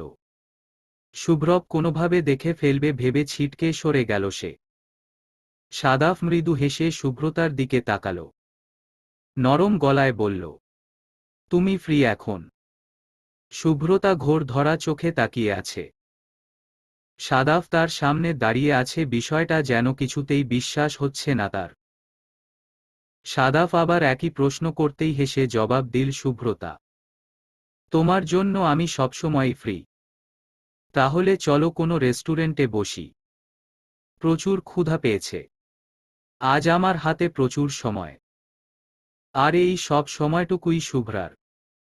তোমার যত কথা, যত গল্প আছে সব শুনব আজ। শুভ্রতা আনন্দে আত্মহারা হয়ে বলল, তোমার তো আরও একদিন পর আসার কথা ছিল। তাহলে আজ? কাজটা তাড়াতাড়ি শেষ হয়েছে বলেই তাড়াতাড়ি ফেরা। এবার তো চলো। এই রোদে দাঁড়িয়ে আর থাকা যাচ্ছে না। শুভ্রতা খুশি মনে এগুতে নিয়েও থমকে দাঁড়াল। দ্বিধামাখা গলায় বলল, যদি ভাইয়া দেখে নেয়? কোথায় তোমার ভাইয়া? আর দেখলেই বাকি। দেখলে কি হবে জানি না, তবে না দেখাটাই মঙ্গল। ও এই সময়ে আশেপাশের কোনো রেস্টুরেন্টেই আছে নির্ঘাত। আচ্ছা, আমরা বনানী চলে গেলে কেমন হয়? তোমার বাসায়? সাদাফ খানিক ভাবল। তারপর বলল, আমার কোনো সমস্যা নেই, কিন্তু অত দূর যাবে? বাসায় কোনো প্রবলেম হবে না তো? শুভ্রতা শুভ্র হাসি দিয়ে বলল, সামলে নিব। সাদাফ কিছুক্ষণ একদৃষ্টিতে তাকিয়ে রইল শুভ্রতার সাদামাটা মিষ্টি মুখটাতে। এই মেয়েটা কি ভীষণ ভালোবাসে তাকে। যে ভালোবাসা বুকের ভেতর হঠাৎ হারিয়ে যায় না, থেকে থেকে চিনচিনে ব্যথায় ক্লান্ত করে তুলে তাকে। সোফায় গা এলিয়ে চোখ বন্ধ করে বসে আছে সাদাফ। সদ্য গোসল সারায় চোখ মুখ ভীষণ স্নিগ্ধ লাগছে। ভেজা চুলগুলো পরিপাটি হয়ে পড়ে আছে কপালে। শুভ্রতা সোফায় পা তুলে বসে টিভি দেখছে। কোলের উপর খাবারের প্লেট আর বাম হাতে রিমোট নিয়ে অধিকাংশ সময় সাদাফের দিকেই তাকিয়ে আছে সে। সাদাফের ঘন পাপড়িতে ডাকা চোখগুলোও কি ভীষণ গোছালো লাগছে শুভ্রতার। শুভ্রতার ভাবনার মাঝেই চোখ দুটো বন্ধ রেখেই বলে উঠল সাদাফ, দেখতে হলে সরাসরি দেখো। সামনেই তো বসে আছি। এত ঘুরে ঘুরে দেখার কি আছে? সাদাফের এমন কথায় লজ্জায় মিয়ে গেল শুভ্রতা। নিজের লজ্জাকে প্রশ্রয় না দিয়ে বলল, তোমাকে দেখতে যাব কোন দুঃখে? আমি তো টিভি দেখছিলাম। আজাইরা কথা বলবে না একদম। সাদাফ এবার চোখ মেলে তাকালো। শুভ্রতার লজ্জায় রাঙা হওয়া টুকটুকে গাল দুটো দেখেই হেসে ফেলল সে। দীর্ঘক্ষণ শুভ্রতার চোখে মুখে তাকিয়ে থেকে বলল, সামনের মাসে বাবার রিটায়ারমেন্ট শুভ্রা। কাগজপত্র নিয়ে কিছু ঝামেলা চলছে অফিসে। এদিকে বড় ভাবির ডেলিভারি ডেটও চলে এসেছে। এত সব ঝামেলার মাঝে বিয়ের মতো সেন্সিটিভ বিষয়ে এগুতে চাচ্ছে না মা। 2 মাসে কি খুব সমস্যায় পড়ে যাবে শুভ্রা? 2 মাস কি অপেক্ষা করা যায় না? শুভ্রতা স্নিগ্ধ চোখে তাকালো। দীর্ঘশ্বাস ফেলে হাসার চেষ্টা করে বলল, সমস্যা নেই। সামনের জুলাইয়ে দাদু হজ্জে যাবেন। ফিরবেন সেপ্টেম্বরের দিকে। পারিবারিক সমস্যাগুলো তো আর বলে কয় আসে না। আঙ্কেল আন্টিকে না হয় সেপ্টেম্বরে দাদু ফেরার পরপরই আসতে বলো। দাদু ফেরার আগ পর্যন্ত বিয়ের কথাটা উঠবে বলে মনে হয় না। সাদাফ স্বস্তির নিঃশ্বাস ফেলল। শুভ্রতার কোলের ওপর থেকে খাবারের প্লেটটা সরিয়ে হুট করেই কোলে মাথা রাখল সাদাফ। শুভ্রতার সারা শরীর অদ্ভুত এক অনুভূতিতে কেঁপে উঠল। সাদাফ তার গম্ভীর চোখ জোড়া মেলে শুভ্রতার মুখের দিকে তাকিয়ে রইল অনেকক্ষণ। এই কয়েকদিনেই শুভ্রতার চোখের নিচে কালি পড়েছে। মুখটাও কেমন শীর্ণ আর মলিন হয়ে উঠেছে। সাদাফ সেদিকে দৃষ্টি রেখেই ফোড়ন কেটে বলল, এই কদিনেই চোখ মুখের কি দশা করেছ শুভ্রানী? ভাগ্যের ফেরে যদি মরে টরে যাই তাহলে তো তোমাকে খুঁজেও পাওয়া যাবে না। সাদাফের কথাটা কান পর্যন্ত পৌঁছাতেই কেঁপে উঠল শুভ্রতা। অদ্ভুত এক ভয় বুকটা হাহাকার করে উঠল। সবকিছু কেমন বিষাদময়, বিষণ্ণ হয়ে উঠল মুহূর্তেই। চলবে গল্প আরশি যুগল প্রেম। হৃদয়। লেখিকা নৌশিন আহমেদ রোদেলা। 4র্থ পর্ব। ভালো লাগলে লাইক এবং সাবস্ক্রাইব করে পাশে থাকার অনুরোধ রইল। ধন্যবাদ।